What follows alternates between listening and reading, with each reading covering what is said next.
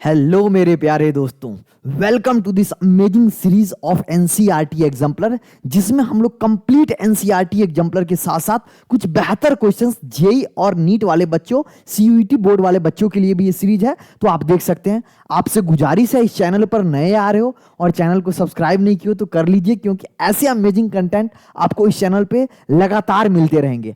आज हम लोग उसी सीरीज में अगला चैप्टर लेके आए हैं, जिसमें हम लोग केमिकल काइनेटिक्स से पूरे रिलेटेड क्वेश्चंस देखेंगे। थ्योरेटिकल क्वेश्चंस, न्यूमेरिकल देख रहे होंगे, असर्शन टाइप, मल्टीपल टाइप, सारे क्वेश्चंस देखेंगे। उसके साथ साथ अगर आपको मैं बता दूं, ये चैप्टर जो है, इससे आप कंफर्म नीट में मिनिमम 2 से 3 क्वेश्चन और जेई में भी 2 क्वेश्चन एक्सपेक्ट कर सकते हैं। बोर्ड में क्वेश्चंस आएगा ही आएगा, और सीयूईटी वाले बच्चों के लिए तो बोलने की बात ही नहीं है, आप में तो जरूर से दिखेंगे। तो ये चैप्टर इंपॉर्टेंट है, इसको जरूर से कीजिएगा। अगर आप इस वीडियो को एक बार क्लिक किए हैं तो मैं कोशिश करूंगा वीडियो का लेंथ 1 आवर से छोटा रखने का। आप पूरा देखिएगा। उसके बाद एक बार अगर ये चैप्टर मेरे साथ देख लिए, आपको कोई क्वेश्चंस में प्रॉब्लम नहीं होगी, इस बात की गारंटी है। चैप्टर का फ्लो कुछ कैसा रहने वाला है वो सबसे बारे में बताता हूं। सबसे पहले आपको पढ़ना पड़ेगा रेट, डिफरेंट टाइप का रेट कांस्टेंट के बारे में, ठीक है, रेट लॉ के बारे में, ठीक है ना। जैसे एवरेज रेट क्या होता है, इंस्टेंटेनियस रेट क्या होता है, रेट एंड टाइप, रेट और उसके कौन कौन से टाइप है उसके बारे में पढ़ेंगे। उसके बाद जैसे आप आगे बढ़ोगे, उसमें आपको क्या दिखेगा, उसके बाद क्या दिखेगा, ऑर्डर ऑफ रिएक्शन। क्या दिखेगा, order of reaction. Order of reaction में बेसिकली हम लोग क्या क्या दिखेंगे, चैप्टर का फ्लो बता रहा हूं कैसे हम लोग आगे बढ़ेंगे। ऑर्डर ऑफ रिएक्शन में बेसिकली का 3 तरीका का ऑर्डर हम लोग देखेंगे यहां पर। सबसे पहले हम लोग देखेंगे जीरो ऑर्डर, जिसका सबसे ज्यादा क्वेश्चंस देखने को मिलता है। उसके बाद हम लोग देखेंगे फर्स्ट ऑर्डर रिएक्शन। और उसके बाद अगर एडवांस की बात करूं, जेई मेन में भी नहीं आता है, सेकंड ऑर्डर और nth ऑर्डर, वो एक ट्रिक बता दूंगा, उससे आप सारे कर लोगे, कोई दिक्कत वाली बात नहीं है। उसके बाद जैसे आप आगे बढ़ोगे, उसके बाद डिफरेंट थ्योरीनियस आता है, आर्नियस थ्योरी, बोल्ट्जमैन जो कांस्टेंट था, मैक्सवेल बोल्ट्जमैन थ्योरी। उसके बाद और क्या आता है, कोलिजन थ्योरी आता है। तो ये डिफरेंट टाइप ऑफ थ्योरी पढ़ेंगे। आर्नियस इक्वेशन, हाँ या ना, ये डिफरेंट थ्योरी आपको पढ़ने को दिखाई देगा आगे, जैसे इस चैप्टर में आगे मूव करेंगे। हाँ या ना, हाँ या ना, समझ में आया। मैं यहां पर लिख देता हूं डिफरेंट टाइप ऑफ इक्वेशन, फिर नहीं तो सारे कवर नहीं होंगे। Different type of theory, collision theory भी आएगा, ठीक है ना, कोलिजन थ्योरी भी आएगा, डिफरेंट थ्योरी। इस तरीका से इस चैप्टर में आप आगे बढ़ोगे तो डिफरेंट चीजें इस चैप्टर में दिया गया है, जिसको हम लोग कवर कर रहे होंगे आने वाले समय में। चलिए, सबसे पहला क्वेश्चन आपके स्क्रीन के सामने क्या है, कहता है the role of catalyst is to change. देखो, आप जैसे मैं आगे बढ़ूंगा ना, आप देखोगे मल्टीपल क्वेश्चंस आर्नियस इक्वेशन और काइनेटिक एनर्जी, मतलब कैटलिस्ट से रिलेटेड आ रहा है, आर्नियस इक्वेशन से। तो आपको घबराने की बात नहीं है, आप आराम से देखेंगे। हम हर एक क्वेश्चंस को आपके सामने कोशिश करेंगे सॉल्व कराने का, हर एक क्वेश्चन को आपके सामने कोशिश करेंगे सॉल्व कराने का डिटेल वे में। देखो, ये क्या है, अगर मेरे से आपसे पूछ रहा हूं रिएक्शन कोऑर्डिनेट, ये क्या है, रिएक्शन कोऑर्डिनेट, ये क्या है मेरे लल्ला, रिएक्शन कोऑर्डिनेट। ये क्या है, मैं एक्स वाई जेड एक्सिस लिख रहा हूं, ये है रिएक्शन कोऑर्डिनेट। एनसीईआरटी में ये प्यारा सा ग्राफ आपको दिख जाएगा। और ये क्या है, आप अगर मैं रिएक्शन कोऑर्डिनेट है तो ये क्या है, ये आपको दिखाएगा, ये रिएक्शन कोऑर्डिनेट है तो ये आपको दिखाएगा कि क्या हमारा इंथैल्पी, ये है ना रिएक्शन इंथैल्पी, हाँ या ना, रिएक्शन एनर्जी बोल दो या रिएक्शन इंथैल्पी बोल दो, बात चलेगा, कोई दिक्कत वाली बात नहीं है। अब देखो, जैसे आप अगर ग्राफ देखोगे ना, तो एनसीईआरटी में कुछ ऐसे करके एक ग्राफ दिया गया है। ये किसका ग्राफ है, ये किसका ग्राफ है, जैसे जैसे रिएक्शन प्रोसीड होता है, पहले एनर्जी बढ़ता है, एक्टिवेशन एनर्जी बढ़ता है। लेकिन जब कैटलिस्ट लेते हो, जब मेरे लल्ला कैटलिस्ट लेते हो, तो कैटलिस्ट के प्रेजेंस में क्या होता है, ये जो चीज है ना, ये चीज कुछ ऐसे रह जाता है, ये चीज ना कुछ ऐसे रह जाता है। मतलब आप समझो, आप इस बातों को समझो, क्या सर समझने के लिए बात है। यहां पर इंपॉर्टेंट बात क्या है, यहां मेरे लल्ला इंपॉर्टेंट बात क्या है, इंपॉर्टेंट बात देखोगे तो ये वाला चीज इंपॉर्टेंट बात देखो, ये वाला चीज। और मैं दूसरा आपको क्या बताने वाला हूं, दूसरा मैं आपको दिखाने वाला हूं, देखो ये वाला चीज, क्या वाला चीज, ये वाला चीज। देखो, अगर आप गौर से देखोगे ना, क्या देखोगे, गौर से अगर आप देखोगे तो सर ये क्या है, जब आप क्या ले रहे हो, जब आप ले रहे थे क्या, कैटलिस्ट, तो कैटलिस्ट के प्रेजेंस में एक्टिवेशन एनर्जी क्या हो गया, ये हो गया। और कैटलिस्ट जब नहीं ले रहे थे तो एक्टिवेशन एनर्जी हमारा क्या है, ये वाला है, ठीक है। इधर रिएक्टेंट साइड है, इधर प्रोडक्ट साइड है। और जो ये डिफरेंस आपको दिख रहा है ना, ये जो डिफरेंस आपको दिखता है, ये जो आपको डिफरेंस यहां पर दिख रहा है इसी को बोलते हैं डेल्टा एच। डेल्टा एच मतलब enthalpy of reaction, delta H मतलब इंथैल्पी ऑफ रिएक्शन, ठीक है। तो ये कुछ बात आपको पता होना चाहिए। ऐसे ग्राफ आप देख रहे होगे तो ये क्या करता है, कैटलिस्ट क्या करता है, कैटलिस्ट के प्रेजेंस में क्या हुआ, कैटलिस्ट के प्रेजेंस जब ये कैटलिस्ट ही ना तो क्या किया, activation energy decrease. Presence of catalyst ये था, ये क्या था, presence of catalyst. Presence of catalyst में ये जो हमारा ग्राफ था एक्टिवेशन एनर्जी का जो ग्राफ था ये नीचे चला आया और कोई चेंज नहीं होता है। तो Gibbs free energy delta G, delta G में भैया कोई फर्क नहीं पड़ता है क्योंकि डेल्टा जी का जो हमारा रिलेशन होता है वो nRT/ln होता है। याद आया, माइनस का क्या होता है nRT/ln, है ना, के बोल दो या क्यू बोल दो, रिएक्शन कोसेंट के टर्म में होता है। ये आपको मैं फॉर्मूला पढ़ा रखा हूं। जो भी बच्चे अभी तक मेरा क्लास 11th का अगर आप नहीं देखे हो, NF इनवर्ट सेल में भी होता है डेल्टा जी इनवर्ट का फॉर्मूला, NF इनवर्ट सेल में भी होता है, nRT/ln के भी होता है।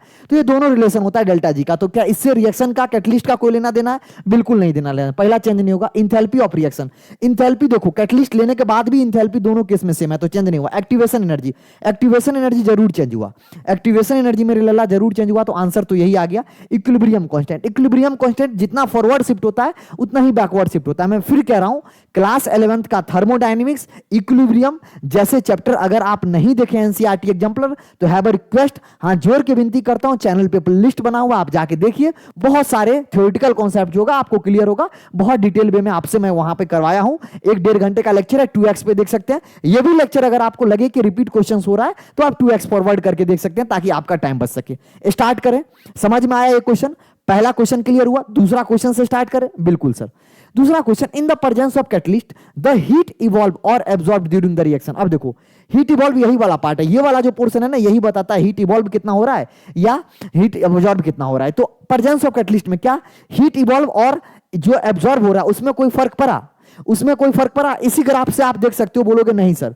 तो अगर आप नहीं पढ़ा तो आप इसका आंसर क्या हो जाएगा, रिमेंस कांस्टेंट। मतलब अगर आप कैटलिस्ट लेते हो तो कोई भी हीट इवॉल्व हो या एब्जॉर्ब हो उससे रिएक्शन पे, रिएक्शन के हीट एब्जॉर्बेशन या हीट जो मतलब एब्जॉर्ब हो रहा है एक्सोथर्मिक एंडोथर्मिक रिएक्शन पे कैटलिस्ट का कोई प्रभाव नहीं पड़ता। कैटलिस्ट सिर्फ रेट ऑफ रिएक्शन को क्या करता है, बढ़ाता और घटाता, मतलब घटाता है। जब भी देखो घटाता है ना, एक चीज और बोल रहा हूं, एक चीज और कह रहा हूं, देखो स्पीसीज, बहुत अच्छा लाइन लिख रहा हूं यार, एनसीईआरटी में दिया हुआ है species which increase rate of reaction, which मैं यहां पर लाइन लिख रहा हूं, which increases rate of reaction, rate of reaction जो इंक्रीज करता है उसको क्या बोलेंगे। और फिर से यहां पर लिख रहा हूं स्पीसीज विच डिक्रीजेस, क्या कह रहा हूं, विच डिक्रीजेस रेट ऑफ रिएक्शन। देखो लोग ना, बहुत सारे टीचर भी बोलते हैं, देखो गलत नहीं है, मैं ये नहीं कह रहा हूं गलत है, बट आप समझो एनसीईआरटी में क्या दिया हुआ है, कह रहा है कोई भी स्पीसीज जो रेट ऑफ रिएक्शन को बढ़ा दे उसको हम लोग बोलते हैं कैटलिस्ट। क्या बोलते हैं, कैटलिस्ट। कैटलिस्ट क्या करता है, रेट ऑफ रिएक्शन को इंक्रीज कर देता है by decreasing activation energy. But जो डिक्रीज करता है ना रेट ऑफ रिएक्शन को उसको एनसीईआरटी कहता है निगेटिव कैटलिस्ट। पॉजिटिव कैटलिस्ट से नाम से नहीं बुलाते हैं, उसको बोलते हैं इनहिबिटर। क्या बोलते हैं, इनहिबिटर। क्या बोलते हैं, इनहिबिटर। आप जाके चेक कर लेना, आप जाके एनसीईआरटी में चेक करोगे ये दोनों कीवर्ड ना दिया गया है। और लोग पॉजिटिव कैटलिस्ट निगेटिव कैटलिस्ट से भी बोलते हैं, बट अगर आपके पेपर में आता है the species which decreases the rate of reaction is known as inhibitor, negative catalyst भी बोल सकते हैं बट एनसीईआरटी इनहिबिटर बोलते हैं। तो ये क्वेश्चन था जो मैंने आपको समझाया, उम्मीद करते हैं ये चीज जो मैंने आपको बताया आपको समझ में आ गया होगा। अगला क्वेश्चन आपके स्क्रीन के सामने, activation energy of a chemical reaction can be determined by. देखो एक्टिवेशन एनर्जी को कैसे आप डिटरमाइन कर सकते हो। एक्टिवेशन एनर्जी का एक फॉर्मूला होता है एक्टिवेशन एनर्जी का, मेरे बच्चा ध्यान से समझो। देखो एक फॉर्मूला होता है रेट कांस्टेंट, एक फॉर्मूला क्या होता है, एक फॉर्मूला होता है क्या, रेट कांस्टेंट। क्या होता है, रेट कांस्टेंट। अगर मैं आपसे बोलूं रेट कांस्टेंट, रेट कांस्टेंट क्या होता है, के बराबर होता है A E to the power minus E A upon R T. ये साइंटिस्ट ने बोला था, ठीक है, और ये फॉर्मूला होता है, आप लोगों को पता होगा। हाँ, लेकिन अगर मैं आपको बताऊं, अगर T1 टेम्परेचर लूं तो उस समय हमारा रेट कांस्टेंट क्या हो जाता है, बदल जाता है। और T1 टेम्परेचर पर जो रेट कांस्टेंट होता है मेरे लल्ला वो होता है RT1। कोई दिक्कत वाली बात? अगर मैं टेम्परेचर अगर चेंज कर दूं, फिर से T2 कर दूं, तो जो हमारा रेट कांस्टेंट होगा मेरे लल्ला वो हमारा क्या हो जाएगा, चेंज हो जाएगा T2। इसमें कोई दिक्कत वाली बात? यहां तक समझने में कोई दिक्कत वाली बात? अगर मैं K1 K2 को डिवाइड मारूं तो तुम बोलोगे sir K1 divide by K2 करोगे तो सर A से A कैंसिल हो जाएगा, e to the power minus का EA अपॉन RT1। अरे नहीं समझ में आया। और सर ये होल डिवाइड बाय आएगा तो निगेटिव है। अरे एक्सपोनेंट में बोलते हो ना मेरे लल्ला, A to the power M divide by A to the power N, तो हो जाता है A to the power M minus N. ये क्लास छोटे क्लास में 6th-7th में आपको पढ़ाया गया होगा और आप जानते होंगे, नहीं जानते हैं तो मैं बता दिया, कोई दिक्कत वाली बात नहीं है, मेरे से पढ़ेंगे हर एक चीज समझेंगे। तो माइनस पहले से था और माइनस आएगा तो माइनस माइनस क्या हो जाएगा, प्लस हो जाएगा, ये हो जाएगा minus E A by R T two. इतना समझ में आया। अगर मैं आपको k1 बाय k2 को थोड़ा से सजा लूं तो यहां पर मेरे लाला e to the power minus E A by R दोनों में कॉमन मेरे को दिखा, तो तुम बोलोगे सर इसको जैसे बाहर लेंगे और निगेटिव को अगर मैं यहीं रहने दिया तो ये हो गया 1/T1, यहां पर क्या आ जाएगा, यहां पर क्या आ जाएगा -1/T2। इसमें कोई दिक्कत वाली बात, निगेटिव को उधर भेजे और अगर हम ln दोनों तरफ ले लेंगे तो क्या हो जाएगा, ln k1 by k2 equal to E to the power क्या हो जाएगा मेरे लल्ला, E to the power minus E A by R. अगर मैं निगेटिव को अंदर लेके गया, अगर मैं निगेटिव को लल्ला मेरे अंदर लेके गया तो क्या हो जाएगा, activation energy E A by R divided by 1/T2 minus 1/T1। ये फॉर्मूला सर आप क्यों इतना मेहनत करके बता रहे हैं मेरे लल्ला, ये फॉर्मूला इसीलिए बता रहे हैं क्योंकि ये फॉर्मूला बहुत इंपॉर्टेंट है और बार बार आएगा, ठीक है। ये चीज फॉर्मूला पता चला कि ln k1 by k2 equal to E to the power E A by R 1/T2 minus 1/T1। अगर k1 में भी होगा तो कोई दिक्कत वाली बात नहीं है, यहां T2 माइनस T1 हो जाएगा, वो आपको पता चला। अब देखो, जब ये मैंने आपको बताया, अब आप क्या बोल रहे हो, कह रहे activation energy of a reaction is determined bye, activation energy को अगर डिटरमाइन करना है, एक्टिवेशन एनर्जी निकालने के लिए आपको क्या करना पड़ेगा। अच्छा, एक चीज मैंने गलती किया, क्या गलती किया समझ आया, अरे यार इधर भी ln लेंगे तो ln इधर भी लेंगे मेरे लल्ला तो ये चीज वाला हट जाएगा ना, यहां पर क्या हो जाएगा इक्वल टू, यहां हो जाएगा ई ए बाय आर, ठीक है, 1/T2 माइनस 1/T1। अरे यार ln वाला जो टर्म है वो हट जाएगा ना, ln वाला जो टर्म है मेरे लल्ला हट जाएगा ना। ln जब लेंगे तो तुमको पता होना चाहिए ई टू दी पावर एक फिर से फॉर्मूला लिख रहा हूं, देखो अगर ln है और e to the power m है तो इसका आंसर क्या आ जाएगा, m आ जाएगा। क्यों, क्योंकि ln के बेस में e होता है। ये सब बेसिक प्रॉपर्टी है, लॉगरिथम का बेसिक प्रॉपर्टी से जो आपको बताया जाता है ये आपको पता होगा। तो देखो, determining the rate constant of standard temperature ना भाई, determining the rate constant at two temperature. अगर T1 T2 टेंपरेचर पर, अगर तुम दोनों टेंपरेचर पर अगर तुम्हें पता होगा वैल्यू रेट कांस्टेंट के, उस समय तुम एक्टिवेशन एनर्जी को निकाल सकते हो। यहां से तुम अगर एक चीज फॉर्मूला लिखना चाहो मेरे लल्ला, यहां से तुम एक चीज अगर कंक्लूड करना चाहो, क्या तुम बोलोगे सर अगर मैं ई ए की वैल्यू लिखूं तो क्या हो जाएगा, तुम बोलोगे ई ए की वैल्यू लिखो तो क्या हो जाएगा, ई ए की वैल्यू लिखोगे तो क्या हो जाएगा, देखो ये वाला जो चीज है ना, ये वाला चीज इधर मल्टीप्लाई में इधर डिवाइड में आ जाओ तो हो जाएगा R ln k1 by k2 divide by 1/T2 minus 1/T2 minus 1/T1। ये आ गया। मतलब अगर आपको एक्टिवेशन एनर्जी निकालना है, अगर आपको एक्टिवेशन एनर्जी निकालना है मेरे लल्ला, तो आपको क्या चाहिए, देखिए ना क्या चाहिए सर, T1 T2 टेंपरेचर पर सर रेट कांस्टेंट चाहिए तो हमको एक्टिवेशन एनर्जी निकल जाएगा। तो आंसर क्या आ जाएगा अपना उस हिसाब से, आंसर आ गया सर सेकंड, कोई दिक्कत वाली बात नहीं है। डिटरमाइनिंग प्रोबेबिलिटी कोलिजन नहीं, यूजिंग प्रोबेबिलिटी कोलिजन वाला जो वैल्यू था ना ए वाला, ये वाला वैल्यू भैया मेरे हट गया है, यूजिंग एटलीस्ट के हेल्प से नहीं निकाल सकते हैं। पूरा समझ में आ रहा है, हर एक तरीका से क्रिस्टल समझ में आ रहा है, बिल्कुल। अगला क्वेश्चन आपके स्क्रीन के सामने, कंसीडर द फ्लोइंग, ये एक क्वेश्चन दिया है यहां पर, देखो वही जो ग्राफ में आपको बताया था। अब कह रहा है एक्टिवेशन एनर्जी, देखो एक चीज यहां पर समझो आप, ये वाला जो होता है ना, ये वाला यहां से यहां तक एक्टिवेशन एनर्जी, और अगर प्रोडक्ट एक्टिवेशन एनर्जी निकालना जाए, अगर रिएक्टेंट का एक्टिवेशन एनर्जी तो E1 प्लस E1 होगा। अगर मैं एक्टिवेशन एनर्जी ऑफ रिएक्टेंट यहां पर लिखूं, रिएक्टेंट लिखूं तो वो क्या आ जाएगा मेरे लल्ला, E1 इस क्वेश्चन के लिए E1 प्लस E2, ठीक है। अगर मैं एक्टिवेशन एनर्जी ऑफ, अगर मैं प्रोडक्ट लिखूं, अगर मेरे लल्ला reactivation energy of, activation energy of product लिखूं तो वो बस ये वाली वैल्यू आएगी, कितना आएगी, कितना आएगा E1। समझ में आया। और ये कैसा रिएक्शन होगा, देखो रिएक्टेंट में क्या है, एनर्जी कम है, रिएक्टेंट में एनर्जी कम है तो ये मोर स्टेबल है, और ये हमको एनर्जी यहां पर देना पड़ेगा, एनर्जी देना पड़ेगा। वहां पर एनर्जी निकल रहा था, यहां पर एनर्जी देना पड़ेगा। क्यों, क्योंकि प्रोडक्ट साइड की एनर्जी क्या है, प्रोडक्ट साइड की एनर्जी क्या है, ज्यादा है, तो ये लेस स्टेबल है। नहीं समझ में आया, क्लियर हुआ। तो क्या कह रहा है, activation energy of forward reaction is E1, forward reaction मतलब रिएक्टेंट, फॉरवर्ड रिएक्शन मतलब रिएक्टेंट, बिल्कुल सही बात है। And product is less stable, product less stable क्यों है, प्रोडक्ट लेस स्टेबल क्यों है मेरे अल्लाह, प्रोडक्ट इज लेस स्टेबल क्यों मेरे अल्लाह, because of more energy, potential energy लिख लो या एनर्जी लिख लो, कोई दिक्कत वाली बात नहीं है। सर कैसे पता चला आपको, सर कैसे पता आप चला आपको कि सर प्रोडक्ट में सर ज्यादा एनर्जी है? मैं बोला लल्ला आंख कान खोल के रखोगे तो तुमको भी दिखेगा।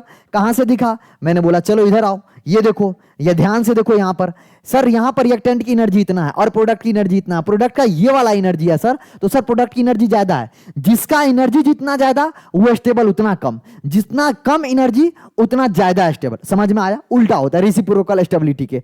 तो ये बात तो बिल्कुल सही कह रहा है मेरे लल्ला कि एक्टिवेशन एनर्जी फॉरवर्ड रिएक्शन का E1 प्लस E2 है, प्रोडक्ट ज्यादा स्टेबल है, लेस स्टेबल है, मतलब कम स्टेबल है रिएक्टेंट की तुलना में। क्यों? क्योंकि प्रोडक्ट का एनर्जी ज्यादा है। Activation energy of forward reaction is E1 and product is more stable. ना ना ना, ये तो बिल्कुल गलत हो गया। कह रहा activation energy of both forward and backward reaction. नहीं, बैकवर्ड रिएक्शन ये देखो, अगर मैं तुमसे वैसे भी बोलूं ये क्या है, ये हमारा है फॉरवर्ड, अरे रिएक्टेंट फॉरवर्ड ही तो जाएगा, और ये वाला क्या हो जाएगा प्रोडक्ट, ये हो जाएगा बैकवर्ड। तो बैकवर्ड के लिए ये, फॉरवर्ड के लिए ये। अब तुम देख लो, activation energy of backward reaction is E1, सही बात है, and product is more stable than reactant. Product more stable कहां है? प्रोडक्ट मोर स्टेबल कहां है? प्रोडक्ट लेस स्टेबल है, इसीलिए ये वाला भी स्टेटमेंट मेरे अल्लाह गलत हो गया, ये तो गलत था ही। समझ में आ रहा है? हर एक कॉन्सेप्ट को एक्सप्लेन करते चल रहा हूं ताकि आपको कोई डाउट ना हो। अगला क्वेश्चन आपके स्क्रीन के सामने कह रहा है, फर्स्ट ऑर्डर रिएक्शन के लिए पूरी कहानी दिया हुआ है और अपने को पूछ रहा है क्या इनिशियल प्रेशर। अच्छा, इस क्वेश्चन को देखो मैं प्यार से करता हूं मेरे लल्ला, ध्यान से समझना। इस क्वेश्चन को मैं प्यार से करता हूं, ध्यान से समझना। देखो क्या कह रहा है, ए हमारा किस फॉर्म में? गैसियस स्टेट में। देखो न्यूमेरिकल्स ऐसे ही आते हैं, न्यूमेरिकल्स करना सिखा रहा हूं, ध्यान से समझना, बहुत ही ध्यान से समझना मेरे लल्ला। ए हमारा क्या है? गैसियस स्टेट में क्या बना रहा है? बी गैसियस, ठीक है, और बना रहा है हमारा इसके साथ क्या बना रहा है लल्ला? सी गैसियस। हाँ या ना? अब देखो, अब कह रहा है इनिशियल प्रेशर। अगर मैं स्टार्टिंग में बोलूं इनिशियल, अगर मैं आपको स्टार्टिंग में बोलूं इनिशियल, तो इनिशियल क्या दिख रहा है ना? आप लोगों को दिख रहा है ना? कोई दिक्कत नहीं है ना? इनिशियल क्या है? यहां पर है हमारा पी आई। देखो क्वेश्चन में दे रखा है initial pressure of the system before the decomposition was a. Initial सिर्फ ए होगा, ये तो 0 होगा। अरे स्टार्टिंग में प्रोडक्ट साइड थोड़ी ना कुछ होता है, सारा रिएक्टेंट में होगा। बिल्कुल हाँ। कह रहा है total pressure of the system increased by px. देखो पी टोटल, जिसको पीटी से भी डिनोट कर रहा है, वो कह रहा है जो इनिशियल प्रेशर था ना उसमें एक्स टाइम बढ़ गया। ये कितना प्रेशर है मेरे लाला? ये इन्होंने कह रहा है टोटल प्रेशर है। हाँ जी, टोटल प्रेशर है। अच्छा, कह रहा है एंड बिकम्स पीटी, जो मैंने लिखा पीटी हो गया द रेट कांस्टेंट के फॉर द रिएक्शन। अब देखो मेरी बात इधर ध्यान से समझो, मेरी बातों को इधर बहुत ही कायदे से समझो। कह रहा है अगर मैं बात करूं फाइनल या at time T, at time T कह रहा है ना, at after time T, after time T, तो मैं भी यहां पर लिख रहा हूं आफ्टर टाइम टी, आफ्टर मेरे लल्ला क्या? After T. टी टाइम के बाद ये क्या हो गया? मान लेते हैं कुछ ये वाला वैल्यू जो है ना, यहां से देखो हमको नहीं पता कितना गया, तो मैं मान क्या लेता हूं, मान लो जेड कुछ गया, तो इधर जेड बनेगा, इधर भी जेड बनेगा, तो यहां पी टोटल क्या निकल के आएगा? जो ये टोटल बोलना चाह रहा है, तो आएगा P I minus Z plus Z plus Z. इधर ये रिएक्टेंट वाला, ये प्रोडक्ट वाला, अरे ये रिएक्टेंट वाला है और ये प्रोडक्ट साइड वाला है, और ये दोनों वैल्यू क्या होना चाहिए? बराबर होना चाहिए, क्योंकि पी टोटल हमारा जो रिएक्शन है एट टी टाइम के बाद इतना डिसोसिएट हो रहा है, तो टोटल इतना होना चाहिए। हमको क्वेश्चन में इतना दे रखा है, अगर दोनों को बराबर करेंगे तो P I plus X equal to मेरे लल्ला P I minus Z plus Z plus Z. अब देखो इसको सॉल्व करो, ये से ये कट जा रहा है, ये से ये कट गया, मतलब एक्स की वैल्यू क्या है? जेड।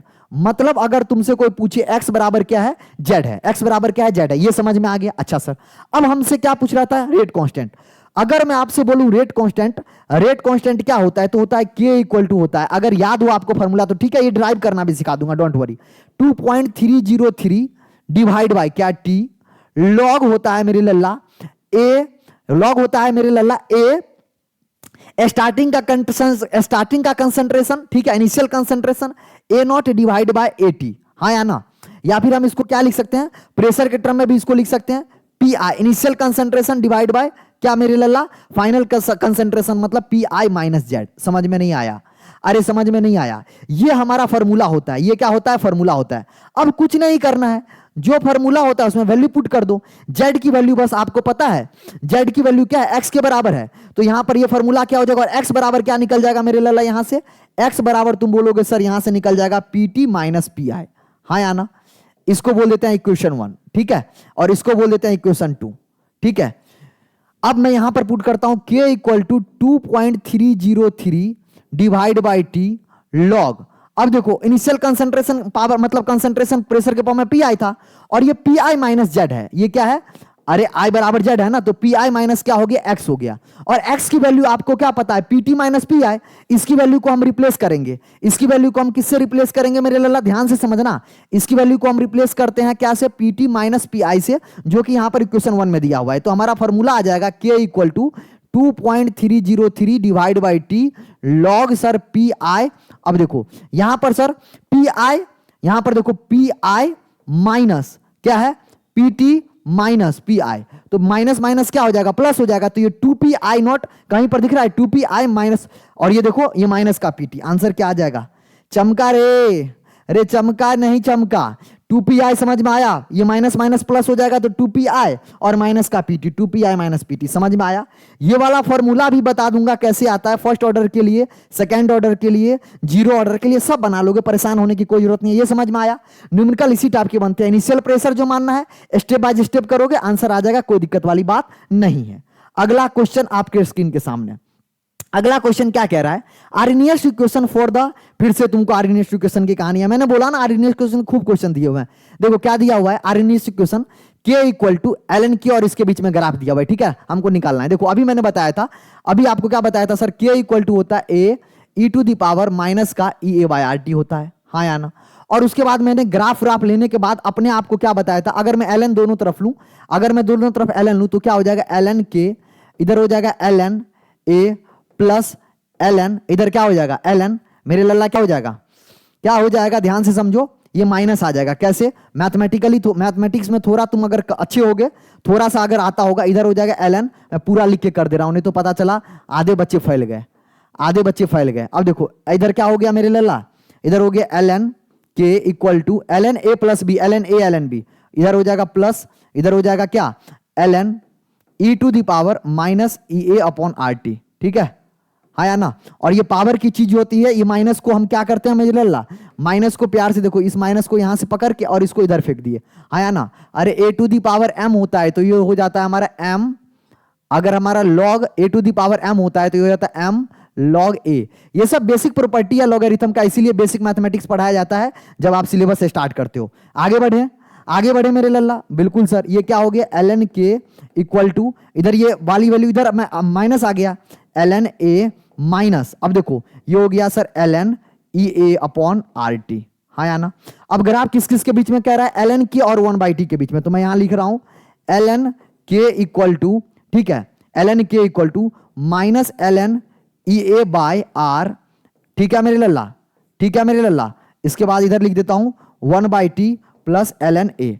अब अगर आप गौर से इसको रिलेट करोगे तो ये क्या है, y इक्वल टू माइनस का यहां पर माइनस एम एक्स प्लस सी, तो यहां पर y क्या हो गया एल एन के, और हमारा स्लोप क्या आ गया, ये वाला वैल्यू जो हमारा है स्लोप आ गया, और टी 1/x, तो मतलब निगेटिव स्लोप, स्लोप क्या है यहां पर, निगेटिव है, स्लोप क्या है यहां पर मेरे लल्ला, निगेटिव है, स्लोप क्या है, निगेटिव है। और जब स्लोप निगेटिव होगा तो ग्राफ नीचे की तरफ होगा, ना कि ऊपर की तरफ होगा। उसके बाद हमारा सी भी है, कुछ हमारा वाई इंटरसेप्ट भी है, कितना होगा एल एन ए, तो एल एन ए हमारा वाई इंटरसेप्ट होना चाहिए, ग्राफ नीचे की तरफ होना चाहिए। अगर आपसे कोई वैल्यू भी पूछता ना, अब आपको समझ में आ गया, ये वाला जो वैल्यू है ये कितना है मेरे लल्ला, एल एन ए है, हाँ या ना, हाँ या ना, ये एल एन ए है ना, ये एल एन ए है, वाई इंटरसेप्ट, और आंसर यही आ गया, निगेटिव स्लोप। निगेटिव स्लोप क्या आ जाएगा, स्लोप क्या आ जाएगा हमारा यहां से लल्ला, अगर आप ध्यान से देखोगे तो स्लोप आ जाएगा हमारा, एल एन कहां से आ रहा है, मैं भी मिस्टेक कर रहा हूं, एल एन कहां से आ रहा है, अरे यार ये निगेटिव, एल एन हट जाएगा ना, ये निगेटिव वाला वैल्यू एल एन हट जाएगा, समझो कैसे बात कर रहे हो यार, कैलकुलेशन मिस्टेक हो गया था थोड़ा, समझो। यहां से हो जाएगा माइनस का ई ए अपॉन आर, ठीक है, ठीक है, इंटू 1/t, 1/t, समझ में आया ना। तो अगर यहां से एम एक्स लो तो एम की वैल्यू कितना आ गया, इतना, स्लोप की वैल्यू इतना आ गया, तो यहां पर हमारा ये क्या आएगा, इसका स्लोप जो है वो कितना आएगा, माइनस का ई ए अपॉन आर, ये स्लोप आ गया, समझ रहे हो। तो हर एक चीज मैं आपको बताते चल रहा हूं, ताकि आपको कोई भी क्वेश्चन आए तो आप उसको कैसे टैकल करोगे, कैसे फ्रेम करता हूं वो आपको बताते चल रहा हूं। क्लियर हुआ। अगला क्वेश्चन आपके स्क्रीन के सामने क्या कह रहा है, consider the Arrhenius equation following which of the following correct. देखो फिर से वही चीज आ गया, कह रहा है आपको क्वेश्चंस में दिया हुआ है, क्या दिया हुआ है मेरे लल्ला, क्वेश्चंस में क्या दिया हुआ है, ध्यान से समझो। क्वेश्चंस में कह रहा है K equal to A E to the power minus का E A upon R T.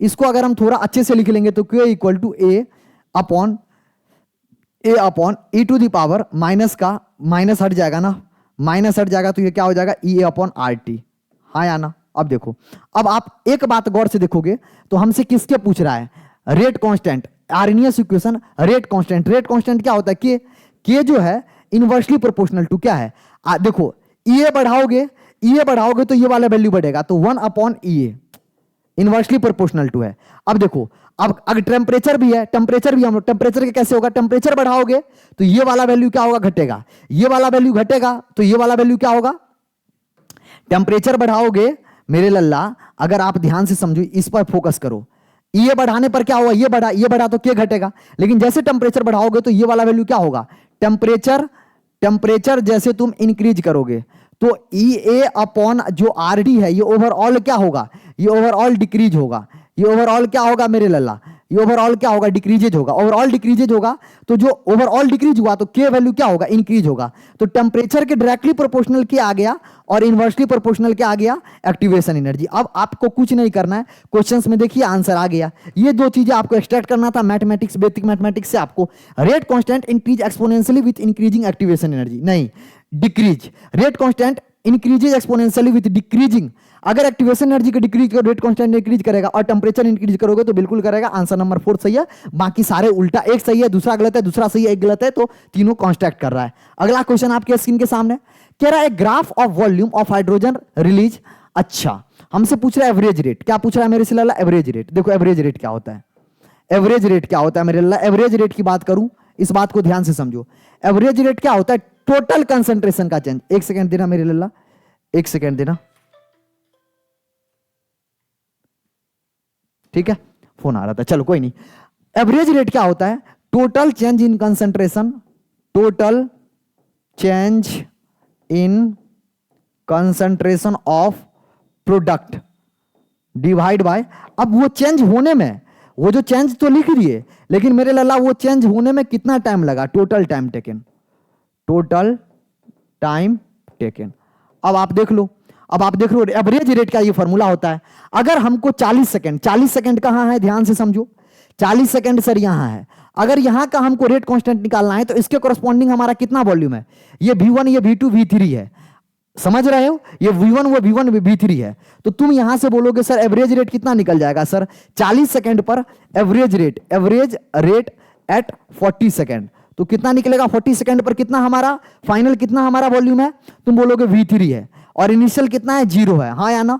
Total time कितना लगा सर, 40 सेकंड दिया हुआ, इनिशियल टाइम 0, तो आंसर आ गया मेरे लल्ला V3 डिवाइड बाय 40। इसके अलावा कोई भी आंसर में ऐसा चीज नहीं है। तो आपको समझ में आ गया होगा एवरेज रेट कैसे निकालते हैं। अगर कोई दिक्कत है तो मेरे से पूछ लीजिए, कमेंट में कमेंट करके जाइएगा, मैं डेफिनेटली सारे कमेंट का खुद आंसर रिप्लाई करता हूं, एक एक कमेंट चेक करता हूं, तो आंसर आ गया होगा और आपको समझ में भी आ गया होगा। एवरेज रेट जब भी निकालना हो तो total change in concentration of product at that time, जब तक निकालना है, अपॉन टोटल टाइम टेकन, समझ रहे हो ना। तो टोटल अगर हम बोलोगे तो गलत, टोटल को हटा भी देते हैं तो भी समझ में आएगा। Change in concentration of product divide by time taken, कितना टाइम लगा, 40 सेकंड, और कितना प्रोडक्ट में चेंज हुआ, प्रोडक्ट का कंसंट्रेशन में कितना चेंज हुआ, उसके बारे में लिखते हैं। अगला क्वेश्चन आपके स्क्रीन के सामने, which of the following statement not correct about the reaction, reaction के बारे में कौन सा सही स्टेटमेंट नहीं है। कह रहा है the order of reaction can be fractional order, order of reaction can B, देखो ऑर्डर ऑफ रिएक्शन 0 भी हो सकता है, फ्रैक्शन भी हो सकता है।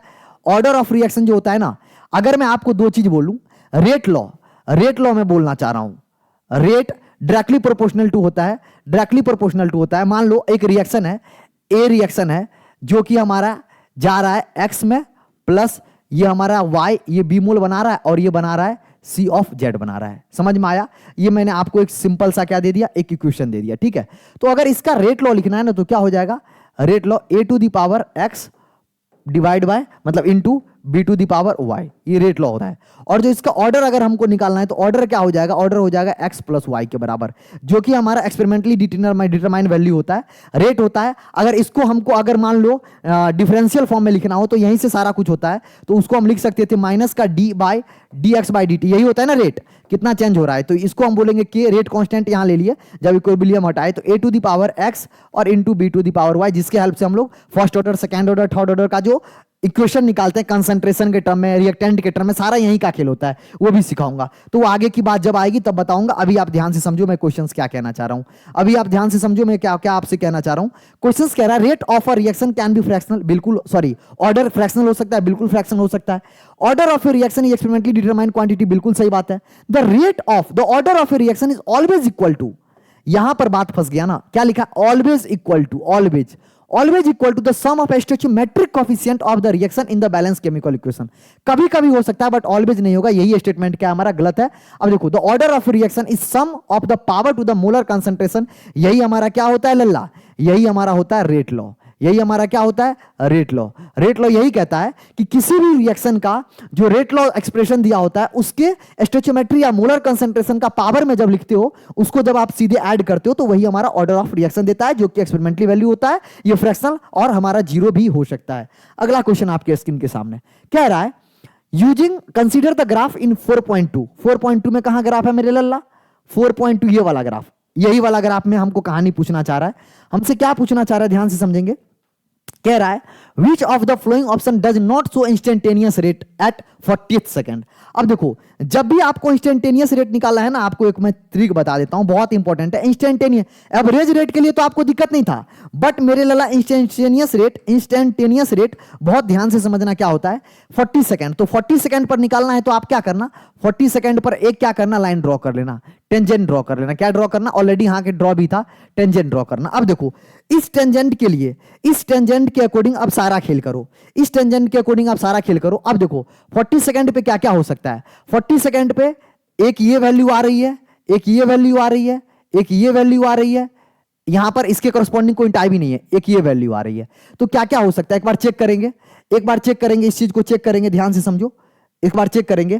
कह रहा है V5 minus V2 divide by 50 minus 30, क्या है V5 minus V2 50 30, V5 V2, देखो मेरे लल्ला, V5 यहां पर क्या है, V5 है, बिल्कुल सही बात है, और यहां पर V2 है। तो V2 के करस्पॉन्डिंग कितना सेकंड है, देखो 30 सेकंड है, बिल्कुल। अरे यार ये वाला देखो ना, इधर ये गया और इधर ये आया, और हमारा V5 के करस्पॉन्डिंग ये है, तो बिल्कुल हमारा इंस्टेंटेनियस रेट इस और इस पॉइंट को पकड़ के करेंगे तो बिल्कुल हो जाएगा।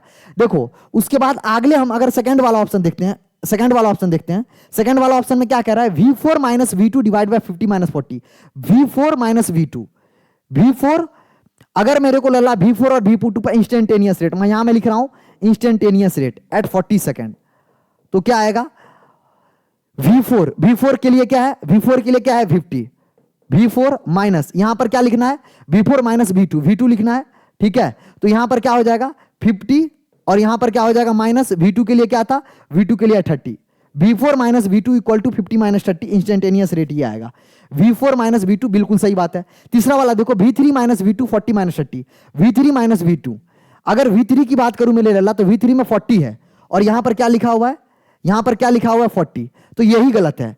अरे यार V3 में देखो ना क्या होना चाहिए, V3 में हमारा क्या है, अगर V3 इंस्टेंटेनियस रेट एट कहां निकाल लो 40 सेकंड, तो आप क्या क्या लिख सकते हो, क्या क्या लिख सकते हो, यहां पर V3 और किस किस के टर्म में दिया हुआ मेरे लल्ला, V3 और किसके, V3 और V2 के टर्म में दिया हुआ है, V3 और V2 के टर्म में। तो V3 में क्या हो जाएगा, V3 माइनस V2, अरे V3 पर ये है, देखो ना V3 पर ये, तो इसके करस्पॉन्डिंग टाइम कितना हो गया 40, और V2 के करस्पॉन्डिंग टाइम कितना है, V2 के करस्पॉन्डिंग टाइम 30, तो 40 माइनस 30 है, बिल्कुल है, अरे बिल्कुल है। अब देखो V3 माइनस V1 करो तो 40 माइनस 20, V3 माइनस V1 करो, V3 माइनस V1 करो, ये बीच में जो क्वेश्चन आ रहा है ना, V1 कितना पे है 20 पे है, और V3 कितना पे है मेरे लल्ला 30 पे है, तो 40 माइनस V3 कितना पे है 30 पे है। तो इसको आप एक एक करके ऑप्शन देख लो, 40 माइनस 20 है, V1 20 पे है, एक बार चेक कर लेते हैं, V1 कहां पे है 20 पे है, सही बात है, और V3 40 पे है, कौन सा ऑप्शन गलत हो गया, कौन सा ऑप्शन गलत हो गया, इसमें ना चारों ऑप्शन को आप चेक कर लेना, V4 माइनस V2, V4, अच्छा ये वाला गलत है, V4 के लिए देखो, V4 के लिए क्या है 50 है ना, तो यहां पर V4 के लिए देखो 40 लिखा हुआ है, देखो V4 के लिए कितना लिखा हुआ है 40 लिखा हुआ है, V4 के लिए 50 लिखा हुआ है, ठीक है, 50 माइनस 40 ये गलत है, यही वाला गलत है, समझो इधर V4 माइनस V2 है ना, देखो मेरे लल्ला, अगर V4 पे बात करूं तो 50 माइनस कितना होना चाहिए V2 में कितना है 30 है, B2 में कितना है मेरे लल्ला 30। अरे ये भी सही है, ये भी सही है, ये ओके, ये गलत है। देखो कैसे गलत है, B4 पे यहां पर कोई वैल्यू ही नहीं है, इसके कोरस्पॉन्डिंग ये हमारा टाइम आना चाहिए और यहां पर कोई टाइम ही नहीं है। अरे नहीं समझ में आया, वो एक्चुअली में करने में क्वेश्चन इसीलिए दिक्कत हो रहा था क्योंकि बार बार ये ग्राफ को बार बार चेंज करना पड़ रहा था। B4 के कोरस्पॉन्डिंग ये टाइम होना चाहिए, ये टाइम तो हमको दिया ही नहीं गया है, तो ये आंसर बिल्कुल हमारा गलत होगा। क्लियर हुआ? ये क्वेश्चंस कैसे करना है, आपके पास बुक है। इंस्टेंटेनियस रेट के लिए क्या करना है, सबसे पहले क्या कर रहा हूं, ड्रॉ टेंजेंट। क्या करना है, draw tangent at that interval, interval और at that instant, at time, जो भी टाइम पर है उस टाइम पे आप क्या कर लो, एक टेंजेंट ड्रॉ कर लो, आप उसके करस्पॉन्डिंग आप देख लो जो भी हमारा कंसंट्रेशन है और जो भी टाइम है सही दिया है तो ठीक, अदरवाइज वो हमारा इंस्टेंटेनियस रेट नहीं होगा। अगला क्वेश्चन आपके स्क्रीन के सामने, which of the following statement incorrect, कह रहा है कौन सा थ्योरेटिकल क्वेश्चन है, करेक्ट है। The rate of reaction decrease with passage of time as concentration. देखो अगर आप ग्राफ समझते होगे, अगर मेरे लल्ला आप ग्राफ समझते होगे, अगर मेरे लल्ला आप ग्राफ समझते हो तो दो तरीका से ग्राफ बनता है। देखो रिएक्टेंट ना, रिएक्टेंट का ग्राफ कुछ ऐसे बनता है, कैसे ध्यान से समझो, रिएक्टेंट का ग्राफ कुछ ऐसे बनता है और प्रोडक्ट का ग्राफ ऐसे कुछ बनता है। देखे होगे ये किसका ग्राफ है, रिएक्टेंट, और ये किसका ग्राफ है, प्रोडक्ट। उल्टा लिख रहा हूं, उल्टा लिख रहा हूं, ये किसका ग्राफ है मेरे लल्ला, रिएक्टेंट। रिएक्टेंट टाइम के साथ क्या हो रहा है, डिक्रीज हो रहा है। और ये किसका ग्राफ है, प्रोडक्ट। प्रोडक्ट टाइम के साथ क्या होता है, इंक्रीज होता है। ये क्या है हमारा कंसंट्रेशन, और ये हमारा क्या है मेरे लिए टाइम। टाइम वर्सेस कंसंट्रेशन मैंने ग्राफ बनाया, तो क्या बोलोगे, बोलना चाह रहा है dx बाय, वैसे भी आप लिखते हो ना dx by dt equal to k to the power, क्या लिखते हो, k to the power x की पावर जितना भी होगा, जो भी हमारा ऑर्डर ऑफ रिएक्शन होगा उसके हिसाब से हम n लिख दे रहे हैं ना। तो जैसे जैसे ये वाला वैल्यू घटेगा मेरे लल्ला, रिएक्शन मतलब प्रोडक्ट घटता है, प्रोडक्ट बढ़ता है, रिएक्टेंट घटता है, तो कह रहा है the rate of reaction, rate of reaction यही लिखा रहा है, decrease with passage of time of the concentration of decrease. सही बात है, जैसे जैसे टाइम बढ़ेगा तो रेट ऑफ रिएक्शन हमारा क्या होगा, डिक्रीज होगा। यही स्टेटमेंट सही है। The rate of reaction is same at the any time, नहीं सेम नहीं रहता है। The rate of reaction is independent temperature, temperature से भैया रेट ऑफ डबल हो जाता है। अभी 10 डिग्री सेल्सियस पे रेट ऑफ डबल होते जाता है, T plus T10, Boltzmann equation में आपने पढ़े होंगे। The rate of reaction decrease with increase, गलत ही दिया हुआ है। अगला क्वेश्चन आपके स्क्रीन के सामने, 5Br minus plus BrO3 minus aqua 6H plus के केस में हमको ये रिएक्शन दिया हुआ है। अब देखो इस क्वेश्चन में हमको क्या करना है, इस क्वेश्चन में रिएक्शन क्या दे दिया, 5Br माइनस एक्वस स्टेट में प्लस BrO3 माइनस मेरे लल्ला एक्वस स्टेट में प्लस 6H प्लस दे दिया। ठीक है, एक्वस यहां पर भी ले लिया, कोई बात नहीं है, समस्या वाली तो कोई बात है ही नहीं। ठीक है, ये बना क्या रहा है, ये बना रहा है 3Br2 प्रोडक्ट में बना रहा है, ये भी एक्वस स्टेट में है, प्लस और क्या बना रहा है 3H2O, ये लिक्विड स्टेट में। अब देखो इसका कैसे लिखोगे, जब भी इसका हमको देखो रेट लॉ लिखना होता है ना, तो रेट लॉ कैसे लिखते हैं। अब देखो पूरे रिएक्शन का ही हम रेट लॉ लिख लेते हैं। ये क्या है, रिएक्टेंट, तो टाइम के साथ क्या होगा, डिक्रीज होगा। अभी पिछला क्वेश्चन में मैंने कॉन्सेप्ट बताया था, लेकिन यहां पर स्टोइचोमेट्रिक कोएफिशिएंट देखो 5, तो लिखेंगे 1/5 इक्वल टू माइनस, क्यों, क्योंकि हमारा रिएक्टेंट क्या हो रहा है, डिक्रीज हो रहा है, तो माइनस का 1/5 इक्वल टू क्या, किसका कंसंट्रेशन, रिएक्टेंट। रिएक्टेंट का कंसंट्रेशन कितना है, तो कंसंट्रेशन के लिए बिग ब्रैकेट में लिखते हैं, तो Br माइनस मेरे लल्ला टाइम, कितना टाइम, डेल्टी लगा, हाँ या ना, इक्वल टू, अगर BrO3 का लिखेंगे तो लिखेंगे माइनस का। अब देखो माइनस क्यों, माइनस का कोई नंबर लिखना पड़ेगा, नहीं, क्यों, क्योंकि इसका हमारा कोई डाटा पीछे, अरे स्टोइचोमेट्रिक कोई डाटा नहीं है, तो BrO3 क्या मेरे लल्ला माइनस डिवाइड बाय मेरे लल्ला क्या, डेल्टा टी, हाँ या ना, इक्वल टू, यहां पर क्या लिखेंगे सर, माइनस 1/6 कंसंट्रेशन के H प्लस का कंसंट्रेशन डिवाइड बाय कितना टाइम लगा, इक्वल टू। अब देखो प्रोडक्ट में बढ़ने लगा तो क्या लिखेंगे, प्लस का 1/3 कंसंट्रेशन किसका मेरे लल्ला, Br2 का concentration divide by time T, equal to, और क्या बन रहा है सर, वाटर बन रहा है, और क्या बन रहा है, वाटर बन रहा है, तो वाटर के लिए कंसंट्रेशन कितना लिख देंगे, 1/3 कितना concentration H2O divide by delta T। ये हमारा पूरा एवरेज रेट लॉ जो हम लिखते हैं ना, पूरा उसको हम उसके फॉर्म में मैंने आपको लिख दिया, और उम्मीद करते हैं आपको समझ में भी आ गया। इस बेसिस पे आप क्वेश्चंस देख लो, आंसर क्या आएगा, अब तो आसान हो गया। देखो अगर मैं बात करूं Br के केस में, तो 1/5 आ रहा होगा, कहीं पर है, कहीं पर है 1/5 आ रहा होगा। अच्छा, इस गरीब आदमी थोड़ा खेल खेला है आपसे। अब देखो Br माइनस में क्या किया है, और H प्लस लिया है, Br माइनस H प्लस। अगर Br माइनस H प्लस करेंगे, इस दोनों को अगर हम इक्वेट करेंगे तो ये 5 ऊपर चला जाएगा, 6 नीचे चला आएगा, ये 5 ऊपर, अरे यार ये दोनों को चेंज, कैसी बात कर रहे हो रे, तुमको समझ में नहीं आ रहा, इस दोनों को इक्वेट करा दो ना, इक्वेट कराओगे तो क्या आएगा, तुम बोलोगे सर इक्वेट जैसे कराएंगे तो सर ये माइनस माइनस कैंसिल हो जाएगा, 5 ऊपर जाएगा, 6 नीचे आएगा, आंसर तीसरा आ जाएगा। कोई समझने में दिक्कत वाली बात, 1% भी बात है तो बताओ, जल्दी से बताओ। समझ में आ गया? मैं पूरा इक्वेशन का लिख दिया हूं, अब आपको आसानी से समझ में आ जाएगा। अगला क्वेश्चन आपके स्क्रीन के सामने, which of the flowing graph represent exothermic reaction. Exothermic मतलब हीट बाहर निकलेगा।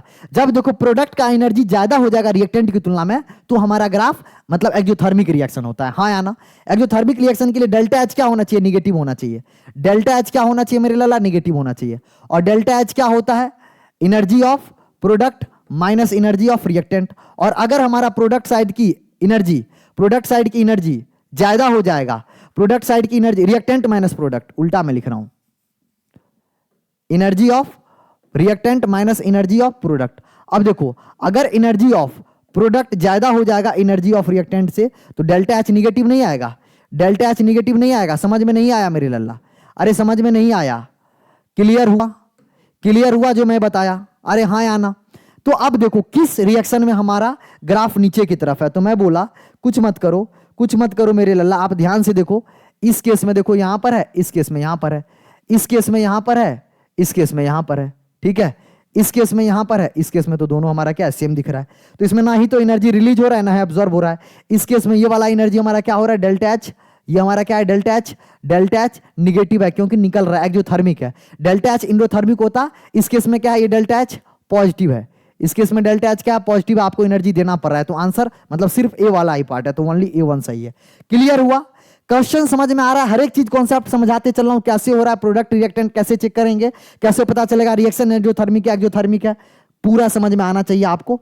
Rate law for the flowing equation A+2B के बारे में कुछ तो दिया हुआ है। कह रहा है रेट लॉ दिया हुआ है, एक इक्वेशन का क्या दिया हुआ है? K, A और B का कंसेंट्रेशन। अब क्वेश्चन में क्या कह रहा है? Concentration of B is double. अब मेरे लल्ला कंसेंट्रेशन ऑफ B को क्या कर रहा है? डबल कर दे रहा है, तो कोई दिक्कत वाली बात थोड़ी है। तो क्या हो जाएगा? K ट्वाइस टाइम्स, क्या हो जाएगा मेरे लल्ला? ये हो जाएगा ट्वाइस टाइम्स, ये हो जाएगा twice times of K concentration of A concentration of B। अगर मैं इसको बोल दूं रेट क्या हो गया? रेट डैश बोल दूं तो आप बोलोगे सर ओरिजिनल रेट, जो रेट डैश है ना, रेट डैश है ना सर, ओरिजिनल रेट का सर क्या हो गया? ओरिजिनल रेट का 2 टाइम्स हो गया। अरे नहीं समझ में आया? अरे नहीं खे समझ में आ बतारू? अरे बिल्कुल ना, आसान है ना मेरे लल्ला। ओरिजिनल रेट क्या था? K A times. ये देखो ना K A times, original rate का क्या हो गया मेरे लल्ला? डबल हो गया। ये ओरिजिनल रेट ही तो था, ये ओरिजिनल रेट ही तो था, तो ओरिजिनल रेट का क्या हो गया? डबल हो गया। जब कंसंट्रेशन बी का चेंज करेंगे, बोर्ड में ऐसे क्वेश्चन आता है, मत ही उम्मीद करना जेईई नीट में आएगा।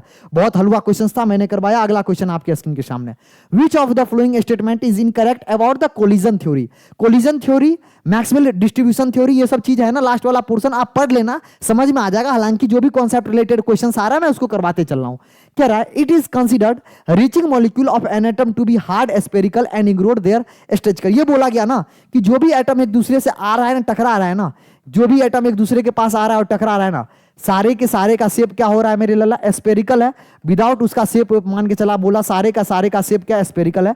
सही बात है। और क्वेश्चंस में इनकरेक्ट पूछ रहा है। Number of effective collision determine the rate of reaction. देखो रेट ऑफ रिएक्शन वही हमारा देते हैं जिसमें इफेक्टिव कोलिजन होगा। इफेक्टिव कोलिजन के लिए सही से कोलिजन होगा, तभी हमारा जो प्रोडक्ट है वो रिएक्टेंट, मतलब जो रिएक्टेंट है वो प्रोडक्ट में चेंज हो रहा होगा।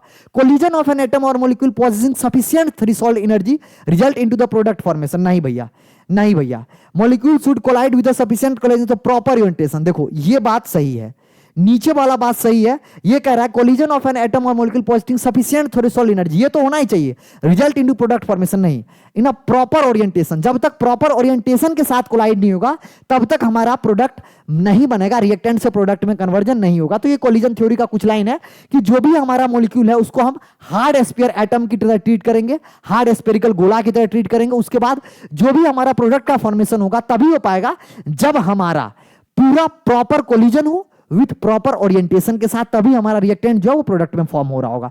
तो ये कोलिजन थ्योरी का थ्योरेटिकल क्वेश्चन था, आपको पता होना चाहिए। ऐसे क्वेश्चंस आते हैं जेईई में, नीट में। अगला क्वेश्चन आपके स्क्रीन के सामने, a first order reacting species 50% complete हो रहा है, how much time it will take 100% completion. अच्छा देखो इसके लिए ना मैं आपको थोड़ा सा टाइम लेके मैं एक चीज प्रूव करा देता हूं। देखो मैंने अभी बोला था क्या, dx या हम बोल देते हैं आर के टर्म में, रेट के टर्म में बोल देते हैं dr by dt equal to कौन सा ऑर्डर रिएक्शन है? के। अगर मान लो जीरो ऑर्डर रिएक्शन होता तो यहां पर क्या लिखते? जीरो लिखते, हाँ या ना। अगर फर्स्ट ऑर्डर रिएक्शन है तो हम क्या लिखेंगे? फर्स्ट लिखेंगे, हाँ या ना। अब इसको थोड़ा सॉल्व कर देते हैं, मजा आएगा। देखो ना सॉल्व करते हैं। अगर मैं बात करूं डी आर बाय मेरे लल्ला, ये आर को नीचे आ जाते हैं, ये आर को नीचे लाते हैं, तो ये क्या हो जाएगा के इंटू डी टी। हाँ या ना। इंटीग्रेटिंग बोथ साइड, जैसे मैं इंटीग्रेटिंग करूंगा, जब हमारा टाइम जीरो था तो हमारा क्या रेट कांस्टेंट की वैल्यू क्या था आर नॉट था, और जब हमारा टाइम टी हो गया तो जो हमारा रेट कांस्टेंट है वो कितना हो जाएगा आर टी हो गया। अब अगर इसको आप सॉल्व करोगे तो एल एन 1/x का इंटीग्रेशन क्या होता है एल एन एक्स, तो ये हो गया एल एन आर। हाँ या ना। अच्छा ये माइनस है उसको हम उधर भेज देते, तो माइनस का के, और ये हो जाएगा क्या इसका ऊपर लॉग का क्या वैल्यू है, ऊपर लॉग और नीचे का लॉग। अरे यार मेरे लल्ला ध्यान से समझो, ऊपर का लॉग और नीचे का लॉग अपर, अरे मैथ में इंटीग्रेशन बेसिक पढ़ाया गया होगा। यहां पर हमारा क्या है टी, और ऊपर का क्या है जीरो, और नीचे का क्या है जी, है ना, अपर लिमिट लोअर लिमिट कहते हैं, है ना। अब देखो एल एन, ये क्या हो जाएगा मेरे लल्ला, ये हो जाएगा आर टी, ठीक है, माइनस एल एन, ये क्या हो जाएगा मेरे लल्ला आर नॉट, और यहां हो जाएगा माइनस का के, इधर हो जाएगा टी माइनस जीरो। समझ में आया। अब जैसे L N A minus B होता है तो एल एन क्या हो जाता है ए बाई बी, तो ये L N R not by L N T. हाँ या ना। अरे ए बाई बी हो गया ना, इक्वल टू माइनस का के टी। अच्छा इतना समझ में आया। हमको क्या पूछ रहा था फर्स्ट ऑर्डर रिएक्शन के हाउ मच टाइम, टाइम पूछ रहा था। अगर मैं टी को सब्जेक्ट बनाऊं मेरे लल्ला, यहां तक समझने में कोई दिक्कत नहीं है ना। अरे ये जो मैं समझा रहा हूं ना, ये आपको फॉर्मूला प्रूव करा दे रहा हूं, कोई भी रेट के लिए अगर जीरो ऑर्डर होता है यहां जीरो रख के प्रोसीज, मैथ का बेसिक मैथमेटिक्स आपको आना चाहिए। अब देखो अगर मैं के को सब्जेक्ट बनाऊं, के को सब्जेक्ट बनाऊं, अगर इस माइनस को खत्म करना चाहते हैं ना तो इसको इधर लेके चले जाते हैं, तो माइनस का और एल एन को हम लॉग बनाना चाहते हैं 2.303 क्या है, ठीक है ना। अब यहां पर क्या लिख दिए लॉग, एल एन से लॉग में बदले तो चेंज किए, अब यहां पर लिख दिया R not divide by R T equal to K T. इतना में समझने में कोई दिक्कत। अब देखो इधर हम ना टाइम लिख रहे हैं, तो टाइम को इधर सब्जेक्ट बना रहे हैं, के को नीचे ला रहे हैं, और ये पावर में जब ऊपर जाएगा तो ये नीचे पलट जाएगा, तो ये हो जाएगा 2.303 डिवाइड बाय, यहां से के आ गया, समझ में आया। उसके बाद लॉग, अब ये चेंज हो जाएगा R T divide by product का कंसंट्रेशन बाय ओरिजिनल कंसंट्रेशन। समझ में आया, ये पूरा क्रिस्टल से समझ में आया, मजा आया कैसे टाइम निकालते हैं। अब देखो अगर मान लो किसी रिएक्शन को 100% कंप्लीट कराना चाहते हो तो कितना टाइम लगेगा। देखो हर एक बार में जब टाइम आधा होता है तो रिएक्शन आधा ही कंप्लीट होता है। अगर हमको 100% कंप्लीट कराना पड़ेगा तो आर नॉट मतलब आर नॉट कुछ बचेगा ही नहीं। अरे लल्ला मान लो एक कोई रिएक्शन है A plus B B gives C C, अगर मान लो तुम कह रहे हो कि जो इसका कंसंट्रेशन है ना, इसका कंसंट्रेशन को तुम क्या कर दो फाइनल टाइम पे जीरो कर दो। अरे 100% कंप्लीट मतलब ये कुछ बचा नहीं, तो ये वाली वैल्यू जीरो, ये वाली वैल्यू जीरो, मतलब टाइम कितना इनफाइनाइट। मैथमेटिकली भी समझाया, थ्योरेटिकली भी बताया कि हर एक बार में 50% टाइम होने पे आधा ही कंप्लीट होता है रिएक्शन। अगर ओरिजिनल कंसंट्रेशन जीरो होगा तो हमारा जो रेट है टाइम का रेट होगा इनफाइनाइट लग जाएगा। आप बाकी तुमको समझ में आ गया होगा। क्वेश्चन इजी था, थोड़ा दिमाग लगाए, मैंने आंसर पाया, कुछ भी हमसे कहता उसको भी मैं निकाल लिया होता। क्लियर हो रहा है, समझ में आ रहा है। अगला क्वेश्चन आपके सामने, ये वाला थोड़ी चीजें थी। अगर मान लो फर्स्ट ऑर्डर के लिए ये रामबाण है, ये जो मैं लिखा हूं ना मेरे लल्ला, ये रामबाण है, इसको बहुत कायदे से ध्यान रखो। ये जो पहला लाइन है रेट लॉ, पहला लाइन जो लिखा है ना रेट इक्वल टू, पहले order, zero order, 3 order, 4 order, nth order, सबके लिए निकाल लेंगे, बेसिक मैथमेटिक्स आना चाहिए, ठीक है। और ये चीजें मैंने आपको यहां पर क्या कर दिया, एक्सप्लेन कर दिया कि कैसे मैंने बता रहा हूं आपको। अगर इनिशियल कंसंट्रेशन जीरो हो जाएगा, यहां पर जीरो पुट करेंगे, टाइम इनफाइनाइट आ जाएगा। अगला क्वेश्चन आपके स्क्रीन के सामने, बोर्ड में ऐसे खूब क्वेश्चंस आते हैं, जेई में भी आ रहे थे, बट अभी जेई में ऐसा क्वेश्चंस कम आता है। देखो ये क्या कह रहा है, a + 2b गिव्स c। अब देखो इसने रेट नहीं दिया तो मैं मान लेता हूं अपने मन से, रेट को मान लेता हूं।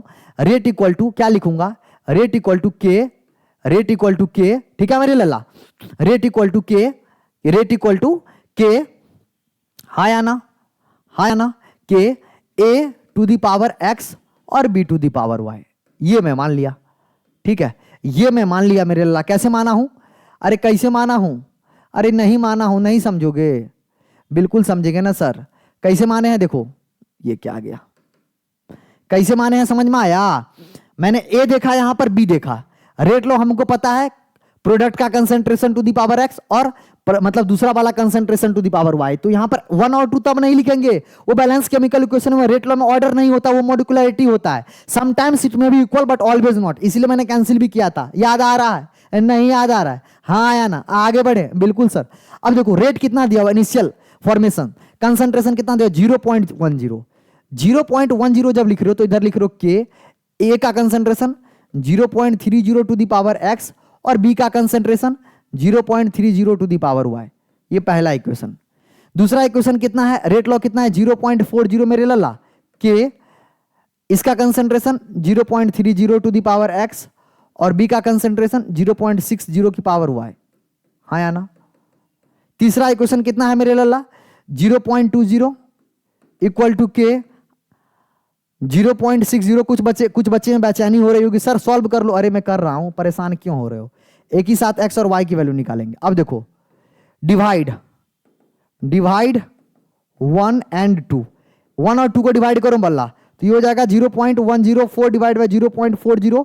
अब देखो ये से ये पूरा कट जाएगा 0.30 divide by 0.60 whole to the power y। ठीक है, इधर क्या है? तो ये आ गया 1/4, 1/4 को लिख देंगे 1/2 का स्क्वायर, ये आ गया 1/2, तो 1/2 की पावर लिख देंगे y, इक्वेटिंग पावर, तो y की वैल्यू आ गई 2। किस किस को समझ में आया? किस किस को समझ में नहीं आया? जिसको नहीं आया वो माथा पटक लो, क्योंकि बेसिक मैथमेटिक्स मैंने वो यूज किया है। अब क्या करो, डिवाइड, अभी मैंने डिवाइड क्या किया था? 1 एंड 2 डिवाइड करना। किसको डिवाइड है मेरे लल्ला? इसको भी डिवाइड कर लो। 1 एंड 3 को मैं डिवाइड कर रहा हूं। किसको? 1 एंड 3।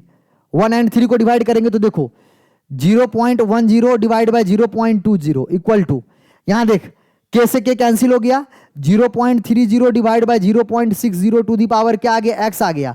y वाली वैल्यू सेम था, कैंसिल हो जाएगा। यहां से जैसे सॉल्व करोगे तुम बोलोगे 1/2 की पावर 1 इक्वल टू 1/2 की पावर x।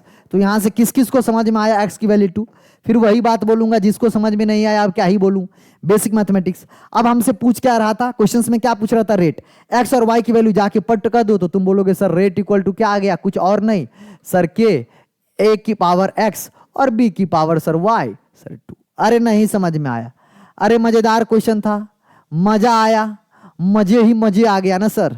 अरे मजे ही मजे आ गया सर, समझ में नहीं आया? Easy question, a to the power 1 b to the power 2। ऐसे क्वेश्चंस बोर्ड में बहुत आते थे, बट जेई में भी आ रहे थे, नीट में भी आ रहे थे, बट थोड़ा सा ट्रेंड कम हुआ। बोर्ड वाले बच्चे टाइम कंज्यूमिंग होते हैं, इजी होते हैं, आप लोग कर लेना। कोई ऐसे क्वेश्चंस अगर आए तो आपको बस सिंपल करना है, इक्वेशन बनाना है, रेट लॉ लिखना है, उसके बेसिस वैल्यू पुट करना है, आगे बढ़ जाओगे।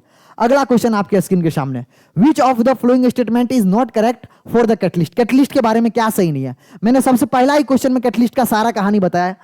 It catalyse the forward reaction and backward is same extent. अगर मेरे को याद करो, अगर मैं याद करूं के इक्विलिब्रियम, अगर आपको याद करो क्या के इक्विलिब्रियम मैंने क्या बोला था? Forward reaction divide by backward reaction. और अगर मान लो कोई रिएक्शन फॉरवर्ड और बैकवर्ड रिएक्शन को सेम एक्सटेंट में आगे भी कराता है और बैकवर्ड रिएक्शन को भी इतना ही पीछे बढ़ाता है, तो उससे कोई हमारा इक्विलिब्रियम कांस्टेंट पे फर्क नहीं होगा, रेट ऑफ रिएक्शन पे कोई फर्क नहीं होगा। पहला क्वेश्चन सही है, मतलब पहला स्टेटमेंट सही है। It altars delta G. अरे भैया डेल्टा जी को थोड़ी ना चेंज करता है, डेल्टा जी को थोड़ी ना चेंज करता है। It is a substance that does not change the equilibrium constant, यही चीज मैं बोल रहा हूं। It provide the alternate mechanism, बिल्कुल सही, ग्राफ बनाया था, पाथ को चेंज कर देता है, अल्टरनेट मैकेनिज्म देता है, जिसकी वजह से एक्टिवेशन एनर्जी कम होता है और रिएक्शन हमारा फास्ट हो जाता है फॉरवर्ड और बैकवर्ड डायरेक्शन में। The value of rate constant of a pseudo order reaction. देखो स्यूडो ऑर्डर रिएक्शन क्या होता है? Pseudo order first order reaction होता है। जैसे मैं मानता हूं क्या C12 H22O11 आपके बुक का एग्जांपल है, ठीक है, H2O के प्रेजेंस में जब आप इसको रिएक्ट कराते हो ना, तो मेरे लल्ला ये हमारा क्या बनता है? C6H12O6 प्लस C6H12O6, ये बनता है मेरे लल्ला ग्लूकोज। बुक में तुम्हारा ही बुक का एग्जांपल है ग्लूकोज, और ये बनता है फ्रक्टोज। तो ग्लूकोज फ्रक्टोज बनता है, ये हमारा होता है एक्सिस में, है ना। तो अगर रेट कांस्टेंट, अगर इसका रेट बोलोगे ना लिखने के लिए, तो रेट जो होता है Ka टू दी पावर, जो हमारा लिमिटिंग में होता है ना, उसका कंसंट्रेशन के बराबर हो जाता है। हाँ या ना? तो ये हमारा रेट लॉ फर्स्ट ऑर्डर होता है। स्यूडो ऑर्डर जो होता है ना, इसी को बोलते हैं स्यूडो ऑर्डर। क्यों बोलते हैं स्यूडो ऑर्डर? ध्यान से समझो, स्यूडो ऑर्डर उस ऑर्डर को बोलते हैं जब हमारा रिएक्टेंट में एक ऐसा स्पीसीज आ जाए जो बहुत एक्सिस में है, उसको प्रोडक्ट बनाने पर भी कोई कंसंट्रेशन में चेंज नहीं हो रहा है। मान लो इसके 1 मोल थे, इसके 10 मोल थे, इसके 0 मोल थे, इसके 0 मोल थे स्टार्टिंग में, और जब हमारा रिएक्शन कंप्लीट हो गया ना, फाइनल, ये इनिशियल था, ठीक है, मैं एक एग्जांपल समझा रहा हूं। अब हमारा क्या हो गया? मान लो रिएक्शन कंप्लीट होने के बाद इसका कितना खत्म हुआ? 1 माइनस 0.1, तो इसका क्या बोलोगे? 9.99 सर बच गया, इसका 0.1 बन जाएगा, इसका 0.1 बन जाएगा। तो ये अभी भी एक्सिस में, ये किस में है? एक्सिस में है। जब इतना एक्सिस में होता है तो इसके कंसंट्रेशन को हम निग्लिजिबल कर देते हैं, किसमें? रेट कांस्टेंट में। ऐसे रिएक्शन को बोलते हैं pseudo order reaction. Depend on the concentration of reactant SPG in small quantity answer यही सही है, बट आपके बुक में आंसर ये दिया होगा एग्जाम्पलर में, जो कि गलत है। बाकी और मैंने एग्जाम्पल लेके समझा दिया ताकि आपको कोई डाउट ना रहे, आपको समझ में आया होगा। एक ऐसा इक्वेशन जिसका रिएक्टेंट में सिर्फ स्मॉल अमाउंट का कंसंट्रेशन पर रेट डिपेंड करता हो, ऐसे रिएक्शन को स्यूडो ऑर्डर रिएक्शन बोलते हैं। स्यूडो ऑर्डर रिएक्शन कौन सा एग्जाम्पल होता है? First order reaction. Pseudo order reaction PSUDO short में लिख रहा हूं, स्यूडो रिएक्शन फर्स्ट ऑर्डर होता है। ठीक है, तो ये भी चीज आपसे पूछा जा सकता है। एग्जांपल मैंने आपको, एक ये वाला एग्जांपल है, उसमें एक ईस्टर बनाया हुआ है अल्कोहल ईथर के साथ, तो वो भी वाला दूसरा एग्जांपल आप देख लेना। अगला क्वेश्चन आपके स्क्रीन के सामने, consider the reactant A B से जा रहा है, the concentration of both reactant और प्रोडक्ट का दिया है, कैसे कह रहा है चेंज? अरे यार, अभी आपको मैंने ग्राफ भी बताया था, अगर याद हो, एक्सपोनेंशियली बढ़ता है। तो अभी देखो शुरू में क्या, अच्छा कोई बच्चा बोलेगा सर ये एक्सपोनेंशियली बढ़ नहीं रहा है, ये बहुत तेजी से बढ़ रहा है। देखो ना यहां पर आपको दिख रहा है एक्सपोनेंशियली बढ़ रहा है, पहले धीरे धीरे सडनली चेंज, फिर धीरे धीरे कर लेते, तो ये एक्सपोनेंशियली बढ़ता है। रिएक्टेंट का हमारा क्या होता है? रिएक्टेंट घट रहा होता है, प्रोडक्ट बढ़ रहा होता है। तो बस ये वाला हमारा ग्राफ है जिसमें रिएक्टेंट और प्रोडक्ट ही बता चुका हूं। अगला क्वेश्चन, अभी हमारा सिंगल करेक्ट टैप जितना क्वेश्चन था उसको मैंने कवर किया। अब हम लोग आते हैं मल्टीपल टैप क्वेश्चन पे। कह रहा है rate law is determined bye from balance chemical equation if rate law can not. Rate law को कब हम नहीं कर सकते? देखो रेट लॉ मैंने क्या बोला था, अगर आपको याद हो ना, तो मैंने बोला था रेट लॉ जो होता है ना मेरे लल्ला, वो होता है कि A to the power X और B to the power Y, अगर कोई रिएक्शन ए से ए और बी मिला के कोई सी और डी कुछ भी बना रहा है, तो ये बताया था। अगर रिएक्शन को रेट को इन्वर्ट करोगे तो सी और डी थोड़ी ना, तो भैया रेट लॉ भी चेंज हो जाएगा। तो ये वाला तो बात तो बिल्कुल सही है, can not determine it is elementary reaction. Elementary reaction के लिए बिल्कुल डिपेंड कर सकते हो। और अगर हमारा sequence of elementary reaction, that is the example of complex reaction, नहीं कर सकते हो। Any of the reaction in excess नहीं कर सकते हो, मतलब सिर्फ और सिर्फ एलिमेंट्री रिएक्शन जब होता है उस केस में हम कर सकते हैं। अगला क्वेश्चन आपके स्क्रीन के सामने, विच ऑफ द फ्लोइंग, अगला क्वेश्चन क्या है, which of the following statement are applicable for balance chemical equation of the elementary reaction. Elementary reaction मतलब एक लाइन में जब रिएक्शन हो रहा हो, जैसे कैसे एग्जांपल, जैसे कोई रिएक्शन है ए प्लस बी मिला के हमको दे रहा है मेरे लल्ला सी प्लस डी। ऐसे रिएक्शन को तुम क्या फाइंड कर सकते हो? ऐसे रिएक्शन के लिए तुम ऑर्डर ऑफ रिएक्शन निकाल सकते हो। ठीक है, ऐसे रिएक्शन के लिए तुम निकाल सकते हो हमारा order of reaction same as molecularity, बिल्कुल। Which of the following statement applicable to balance chemical equation for elementary reaction. जो ऑर्डर होता है ना, अगर हमारा ऐसे रिएक्शन हो जो एलिमेंट्री हो, तो ऑर्डर जो होता है मोलिकुलरिटी के बराबर होता है, और molecularity can not be zero, molecularity कभी जीरो नहीं हो सकता है। मोलिकुलरिटी क्या होता है? Number of molecule. मोलिकुलरिटी क्या होता है? Molecularity, number of molecule participating to form product in a reaction. समझ में आ रहा है? समझ में आ रहा है मैं क्या बोलना चाह रहा हूं? मतलब एक रिएक्टेंट मॉलिक्यूल जितना हमारा प्रोडक्ट बनाएगा तो उसको हम बोलते हैं मोलिकुलरिटी। तो मोलिकुलरिटी कभी जीरो नहीं हो सकता, प्रोडक्ट कैसे बनेगा, है ना? तो इसका आंसर हमारा 1 और 4 आ जाएगा। अगला क्वेश्चन आपके स्क्रीन के सामने, in an unimolecular reaction. Unimolecular reaction मतलब एक मॉलिक्यूल जब रिएक्ट कर रहा हो तो उस केस में क्या होगा? Only one reacting species involve in rate determining step. अरे यार एक ही मॉलिक्यूल है तो रेट डिटरमाइनिंग स्टेप में ऑब्वियस सी बात है कि हमारा एक ही चीज आएगा। अरे हाँ या ना? उसके बाद दूसरा हमारा क्या है? दूसरा हमारा क्या कह रहा है? कह रहा है the order and molecularity of slowest step are equal to 1। सही बात है, ये भी बात सही है कि जो हमारा ऑर्डर होगा और मोलिकुलरिटी होगा स्लोएस्ट स्टेप का, वो हमेशा 1 होगा, क्योंकि मॉलिक्यूल में मतलब यूनिमोलिकुलर रिएक्शन है, क्योंकि मॉलिक्यूल हमारा सिर्फ एक ही है। समझ में आ रहा है? समझ में आ रहा है? कोई दिक्कत वाली बात नहीं है ना? आगे बढ़ सकते हैं। अगला क्वेश्चन थ्योरेटिकल क्वेश्चन है यार ये सब, इसीलिए इसमें ज्यादा टाइम नहीं दे रहा हूं। फॉर अ कॉम्प्लेक्स रिएक्शन, अगर कॉम्प्लेक्स रिएक्शन की कोई बात करे आपसे, अगर आपसे कोई कॉम्प्लेक्स रिएक्शन के बारे में बात करे तो कॉम्प्लेक्स रिएक्शन के बारे में क्या बताओगे? कॉम्प्लेक्स रिएक्शन क्या बताओगे? Order of overall reaction same as molecularity of slow step. देखो स्लो स्टेप जो होता है ना वही रेट डिटरमाइनिंग स्टेप होता है, तो उसमें ऑर्डर ऑफ जो होगा वो पूरा जो होगा ओवरऑल रिएक्शन स्लो स्टेप का होगा। उसके बाद molecularity of slow step never zero. अभी मैंने बोला पिछला क्वेश्चन में यही बोला था, both molecularity can order 1v1। अभी मैंने पीछे बोला था ना molecularity of reaction can never be zero. देखो यही हमारा यहां पर फिर से आ गया, रिपीट होने लगा। Molecularity of slowest step never be zero. अगर ये जीरो हो जाएगा तो order of reaction complex reaction का खत्म हो जाएगा, जबकि ऐसा पॉसिबल नहीं है। अगला क्वेश्चन आपके स्क्रीन के सामने कह रहा है, क्वेश्चन नंबर 25 स्क्रीन पे है, क्या कह रहा है पढ़ो एक बार। क्वेश्चन नंबर 25 आपके स्क्रीन पे है। क्वेश्चन कह रहा है at high pressure of the following reaction of zero order case में which of the following option है correct? Rate of reaction rate constant के बराबर होगा, बिल्कुल जीरो ऑर्डर रिएक्शन। अरे जीरो ऑर्डर रिएक्शन क्या होता है? अरे मेरे लाला जीरो ऑर्डर रिएक्शन क्या होता है? Minus D R by D T equal to क्या हो जाएगा? के R टू दी पावर 0 हो गया ना जीरो ऑर्डर रिएक्शन के लिए, यही तो समझाया था। जितना ऑर्डर रिएक्शन होगा वो लिखते चलो, तो यहां पर ये 0 हो गया, तो जो हमारा रेट है यही तो होता है रेट। अरे rate of reaction dx by D ही तो होता है रेट। रेट ऑफ रिएक्शन किसके बराबर हो गया, के अरे किसी नंबर के पावर 0 तो उसकी वैल्यू 1, तो किसके बराबर हो जाएगा, रेट कांस्टेंट के बराबर हो जाएगा। आसान है, अरे आसान है ना, हाँ आसान है sir. Sir rate of reaction depend upon the concentration, नहीं भैया कंसंट्रेशन तो है ही नहीं, तो ये वाला बात तो गलत हो गया।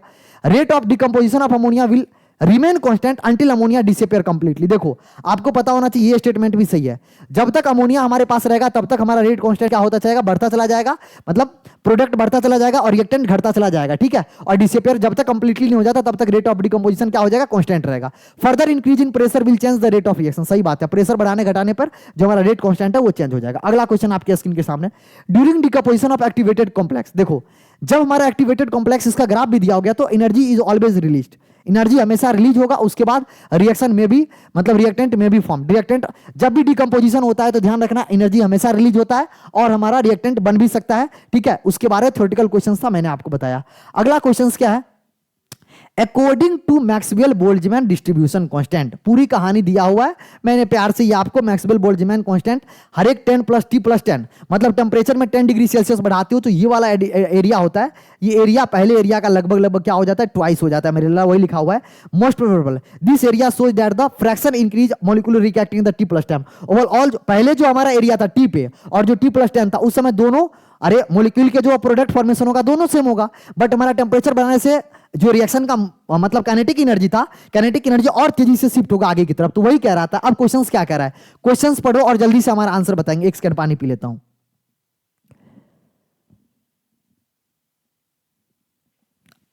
समझ गया, चलो आगे बढ़े।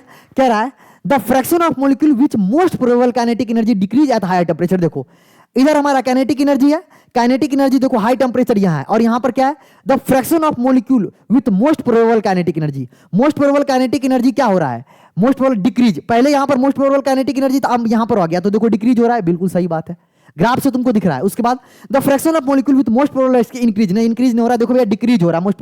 मोस्ट प्रोबेबल ये होता है एमपी, मोस्ट प्रोबेबल एनर्जी ये होता है ना, इस पर जो होता है ये देखो ना, मोस्ट प्रोबेबल एनर्जी क्या हो रहा है, डिक्रीज हो रहा है। ऊपर यहां पर था, इस पर most probable kinetic energy increase है, हाई टेम्परेचर डिक्रीज हो जाता है। Most probable kinetic energy decrease है, हाई बिल्कुल डिक्रीज हो गया। काइनेटिक एनर्जी क्या हो रहा है मेरा, डिक्रीज हो रहा है मेरा हाई टेम्परेचर पर। हाँ या ना, क्लियर हुआ। अगला क्वेश्चन आपके स्क्रीन के सामने, which of the following statement Arrhenius equation. अरे लल्ला कितना बार ये क्वेश्चंस पूछोगे, ये रिपीट होते होते। Rate of reaction increase with decrease in, देखो टेम्परेचर बढ़ाओगे, मैंने बोला भी था, अगर याद करो ये क्वेश्चंस को मैं बहुत कायदे से एक्सप्लेन किया था, पूरा लिख के, मैंने पूरा लिख के एक्सप्लेन किया था। कहां पे दिखा देता हूं, कहां पे दिखा देता हूं, ये देखो ये क्वेश्चंस है ना, जिसमें मैंने पूरा रेट लॉ को पूरा एक्सप्लेन किया था। टेम्परेचर बढ़ाने पर क्या हो रहा है, रेट लॉ क्या बढ़ रहा है, रेट कांस्टेंट बढ़ रहा है, और एक्टिवेशन एनर्जी बढ़ाने पे रेट कांस्टेंट घट रहा है। अब वही क्वेश्चंस यहां पर हमारा आ रहा है, मल्टीपल चॉइस में यही क्वेश्चंस आया है। देखो कह रहा है rate of reaction increase with increase in temperature, increase करने से बिल्कुल बढ़ेगा। Rate of reaction increase with decrease in activation energy, ये भी स्टेटमेंट हमारा क्या है, सही बात है। Rate of reaction decrease with decrease नहीं भैया, उल्टा होता है, उल्टा होता है, increase with decrease in activation energy. हाँ या ना, समझ में आया, क्लियर हो रहा है तो जल्दी बताओ यार, क्लियर हो रहा है तो जल्दी बताओ। आगे बढ़े, आगे बढ़े। अगला क्वेश्चन आपके स्क्रीन के सामने, अगला क्वेश्चन स्क्रीन के सामने कह रहा है इनकरेक्ट कैटलिस्ट के बारे में। फिर से देखो कैटलिस्ट प्रोवाइड, इनकरेक्ट पूछ रहा है, catalyst provide the alternative path, बिल्कुल सही बात है, इनकरेक्ट पूछा। कैटलिस्ट रेज द नहीं भैया, catalyst raise the activation energy, activation energy raise थोड़ी ना करता है, डिक्रीज करता है। उसके बाद catalyst alter the enthalpy of reaction, enthalpy of reaction पे कोई फर्क नहीं पड़ता। रिपीट हो रहा है इसलिए ज्यादा टाइम ले रहा हूं, आगे मैं बढ़ता हूं। अगला क्वेश्चन क्या कह रहा है, which of the following graphs to correct order of zero order reaction. देखो जीरो ऑर्डर रिएक्शन के लिए क्या था, जीरो ऑर्डर रिएक्शन के लिए दो चीजें था, रिएक्शन रेट, रिएक्शन रेट के लिए क्या था, अगर मैं आपको बात करूं concentration of reactant, concentration of reactant क्या होता है, माइनस का D R upon D T. अगर मैं बात करूं तो क्या था, वो क्या था मेरे लला, के टू दी पावर था, है ना। तो ये क्या था, ये मेरे लला रेट, रेट क्या है हमारा कांस्टेंट है, रेट क्या है अप्रोक्स क्या है, कांस्टेंट है जीरो ऑर्डर के लिए। देखो ना रेट क्या है, कांस्टेंट। लेकिन अगर इसको आप इक्वेशन में लिखोगे तो आर टी बराबर लिखोगे तो ये हो जाएगा हमारा आर नॉट, आर टी बराबर आर नॉट प्लस के टी। ये हमारा किसके लिए, जीरो ऑर्डर के लिए, जीरो ऑर्डर के लिए। अब इसके हिसाब से देख लो, ये अगर हमसे रिएक्टेंट का पूछे, अगर हमसे रिएक्टेंट का पूछे तो टाइम के हिसाब से वो क्या होता चला जाएगा, बढ़ता चला जाएगा। तो कहीं पर ऐसा है टाइम के हिसाब से क्या माइनस डी टी है ना, माइनस डी टी होगा, सॉरी माइनस का क्या होगा ये लल्ला, माइनस का डी टी होगा। अरे ये निगेटिव है ना, माइनस का के टी आएगा। तो अरे यार निगेटिव है ना, तो ये निगेटिव इधर चला गया, वही इसको आप सॉल्व करो, बेसिक मैथमेटिक्स है, बेसिक मैथमेटिक्स है। तो ये वाला टाइम के साथ क्या हो जाएगा हमारा, कांस्टेंट रहेगा। टाइम के साथ हमारा क्या है, कांस्टेंट है मेरे लाला, हाँ या ना। ये वाला अगर आप सही है और ये वाला अगर आप सही है, ये रिएक्टेंट वर्सेस टाइम है, ये concentration versus concentration of reactant, concentration of reactant versus time का ग्राफ। ये वाला कंसंट्रेशन है, ये वाला क्या है, कंसंट्रेशन, कंसंट्रेशन। और ये क्या था, ये क्या था हमारा रिएक्टेंट, मतलब रिएक्टेंट रेट लॉ। ठीक है, अगला क्वेश्चन आपके स्क्रीन के सामने, which of the flowing graph is first order. First order के लिए कौन कौन सा ग्राफ सही है। फर्स्ट ऑर्डर के लिए टी हाफ क्या होता है, फर्स्ट ऑर्डर के लिए अगर मैं बात करूं टी हाफ क्या होता है, 0.693 बाई के होता है। आपको याद ही होगा, कैसे आप ड्रॉ भी कर सकते हो, बहुत आसानी से कर सकते हो, बहुत आसानी से कर सकते हो, कोई दिक्कत वाली बात नहीं है। तो रेट कांस्टेंट हमारा क्या होता है मेरे लाला, कांस्टेंट होता है। ठीक है, उसके बाद अभी मैं आपको बताया था स्लोप के साथ अगर आर नॉट बाय आर की बात करूं तो ये वाला ग्राफ आता है, ये वाला ग्राफ आएगा, आप देख लो। अभी मैंने आपको क्या बोला था कि L N core naught by की टी, तो मैंने बोला था एल एन लॉग वाला है ना, अरे लॉग वाला है ना, क्या बोला था, L N R naught upon R T equal to, मैंने क्या बोला था उसके बाद, क्या बोला था उसके बाद, के बाय, याद करो यार, टी इक्वल टू 1/t। 1 मैंने टी क्यों लिखा, क्योंकि मैं ln लिया है। जब लॉग में लोगे तो चेंज कर लोगे। अरे नहीं समझ में आया, जब लॉग में लोगे तो चेंज कर लोगे। अरे यार 2.30/3 यही, तो यहां पर क्या ये के होगा, रिएक्शन कोएफिशिएंट लिखे हैं, इधर के होगा, समझ में आया। तो लॉग के बीच में, टाइम के बीच में ग्राफ आप आसानी से निकाल लोगे, बहुत सारा बात रिपीट हो रहा है। अब देखो ये मैचअप्स वाला क्वेश्चन है, मैं आपको ऑलरेडी करा रखा हूं, क्या मैं यहां पर लिख देता हूं पहले का क्या होगा, यही, या मैं यही मैचअप्स करा देता हूं, आसान है। ये क्या है, रेट कब बढ़ता है, रेट कंसंट्रेशन के साथ बढ़ता चला जाता है। कौन सा रिएक्शन में, कौन सा रिएक्शन में रेट बढ़ता चला जाता है, रेट घटता चला जाता है, किसके टाइम में रेट घटता चला जाता है, रेट कांस्टेंट होता है। रेट क्या होता है, पहले ये देखो, रेट क्या होता है sir, D R by D T, D R by D T equal to sir के होगा किसके, जीरो ऑर्डर के लिए, किसके लिए मेरे लल्ला, जीरो ऑर्डर के लिए। और डी आर रेट लिख रहा हूं दोनों, पहले समझो, इक्वल टू के आर की पावर, ये किसके लिए होगा मेरे लल्ला, ये किसके लिए है, ये हमारा फर्स्ट ऑर्डर के लिए। ये बात समझ में आया, ये जीरो ऑर्डर, जीरो ऑर्डर, और ये कौन सा, फर्स्ट ऑर्डर, फर्स्ट ऑर्डर। और यही वाला चीज जो होता है ना, इसी को रेट बोलते हैं, इसी चीज को क्या बोलते हैं, रेट। तो रेट यहां क्या है, यहां पर डिपेंड ही नहीं कर रहा है कंसंट्रेशन पर, कांस्टेंट है। तो ये जीरो ऑर्डर का क्या होगा, रेट क्या होगा, कांस्टेंट होगा। तो जीरो ऑर्डर का रेट कहीं पर कांस्टेंट दिख रहा है, रेट कांस्टेंट, तो ये इसका ये आंसर होगा बिल्कुल। अब देखो यहां पर क्या होगा, जैसे जैसे कंसंट्रेशन बढ़ाओगे तो फर्स्ट ऑर्डर का रेट इंक्रीज होगा, फर्स्ट ऑर्डर का रेट इंक्रीज होगा, हाँ या ना। अब देखो, अब आप यहां से अगर हमारा कंसंट्रेशन का ग्राफ बनाने जाओ, अगर फर्स्ट ऑर्डर के लिए कंसंट्रेशन का ग्राफ बनाओ, तो कंसंट्रेशन के लिए यहां पर ग्राफ क्या बनता है, यहां पर बनता है, यहां पर बनता है, लॉग के बीच में पूछ रहा है कंसंट्रेशन, तो आरटी अभी मैंने बताया था पिछला क्वेश्चंस में, देखो कंसंट्रेशन, फर्स्ट ऑर्डर के लिए कंसंट्रेशन का ग्राफ कैसे बनता है, यही तो है कंसंट्रेशन। अरे यही तो है कंसंट्रेशन, क्या होता है, टाइम के साथ बढ़ रहा होता है, टाइम के साथ क्या होता है, बढ़ रहा होता है, टाइम के साथ बढ़ रहा होता है। किस केस में, फर्स्ट ऑर्डर में, जो मैंने अभी प्रूव करके बताया है। तो फर्स्ट ऑर्डर में टाइम के साथ क्या होगा, बढ़ेगा। फर्स्ट ऑर्डर में टाइम के साथ कहां है, कहीं बढ़ रहा है फर्स्ट ऑर्डर, यहां पे क्या हो, अच्छा लॉग के बीच में है, लॉग क्या है ना, लॉग कंसंट्रेशन बाय टाइम के बीच में है। तो ये हमारा किसके लिए होगा, ये हमारा आ जाएगा कंसंट्रेशन फर्स्ट ऑर्डर, और ये किसके आ जाएगा, ये आ जाएगा जीरो ऑर्डर के लिए। आसान है यार, अभी बताया था, अभी सारा कुछ बताया हूं।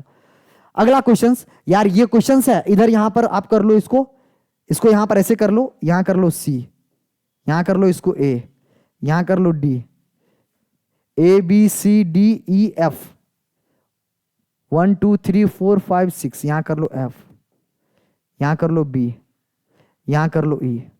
समझ में आया। जो भी चीज आपको थ्योरेटिकल पढ़े हो ना पूरा चैप्टर में, वो पूरा मैं आंसर लिख दिया हूं, ताकि आपको समझने में कोई दिक्कत न हो, और आप क्लियर पूरा समझ में आ गया। कैटलिस्ट क्या करता है, मोलिकुलरिटी क्या होता है, सेकंड हाफ लाइफ कैसे निकालते हैं, ई क्या होता है, एनर्जेटिकली फेवर रिएक्शन आर्ट सम क्या होगा, area under the Maxwell curve क्या बताएगा, area under the Maxwell curve represent the constant because total compatibility of the chemical reaction remains same. पूरा चीज मैं बता रहा हूं, आप आसानी से यहां से कर लेना, कोई दिक्कत वाली बात नहीं। अब देखो इस क्वेश्चन में डायमंड क्या होता है, ऑर्डिनरी रेट कन्वर्जन इंपॉसिबल है, इंस्टेंटेनियस रेट क्या होता है, शॉर्ट टाइम के लिए निकालते हैं, एवरेज रेट क्या होता है, लॉन्ग टाइम ड्यूरेशन के निकालते हैं। पहले भी कॉन्सेप्ट में हम एक्सप्लेन कर चुके हैं। आगे जैसे मैं बढ़ूंगा, matchups with the following statement, mathematically expression rate of reaction, rate of reaction को क्या बताता है, रेट लॉ से निकालते हैं। Rate law of zero order reaction, zero order reaction के लिए रेट लॉ क्या होता है, कांस्टेंट होता है, हाँ या ना, rate constant, unit for rate law constant for zero order reaction is same for that of order, order of complex reaction is determined bye slowest step. समझ में आया, सब मैं बढ़ा के रखा हूं यार, आप mathematically expression of rate law, mathematically expression for rate of reaction जिसको रेट लॉ बोलते हो, rate reaction of zero order reaction is equal to rate constant zero order reaction के लिए, और यूनिट क्या होता है, यूनिट क्या होता है, रेट ऑफ रिएक्शन का, unit of rate of constant is same of the unit of reaction. बहुत इजी क्वेश्चन थे, आप कर लिए होंगे। अब देखो असर्शन रीजन वाले क्वेश्चन आते हैं, कह रहा है order of reaction can be zero और फ्रैक्शनल, बिल्कुल सही बात है। We can not determine the order from balance chemical equation, बिल्कुल सही बात है।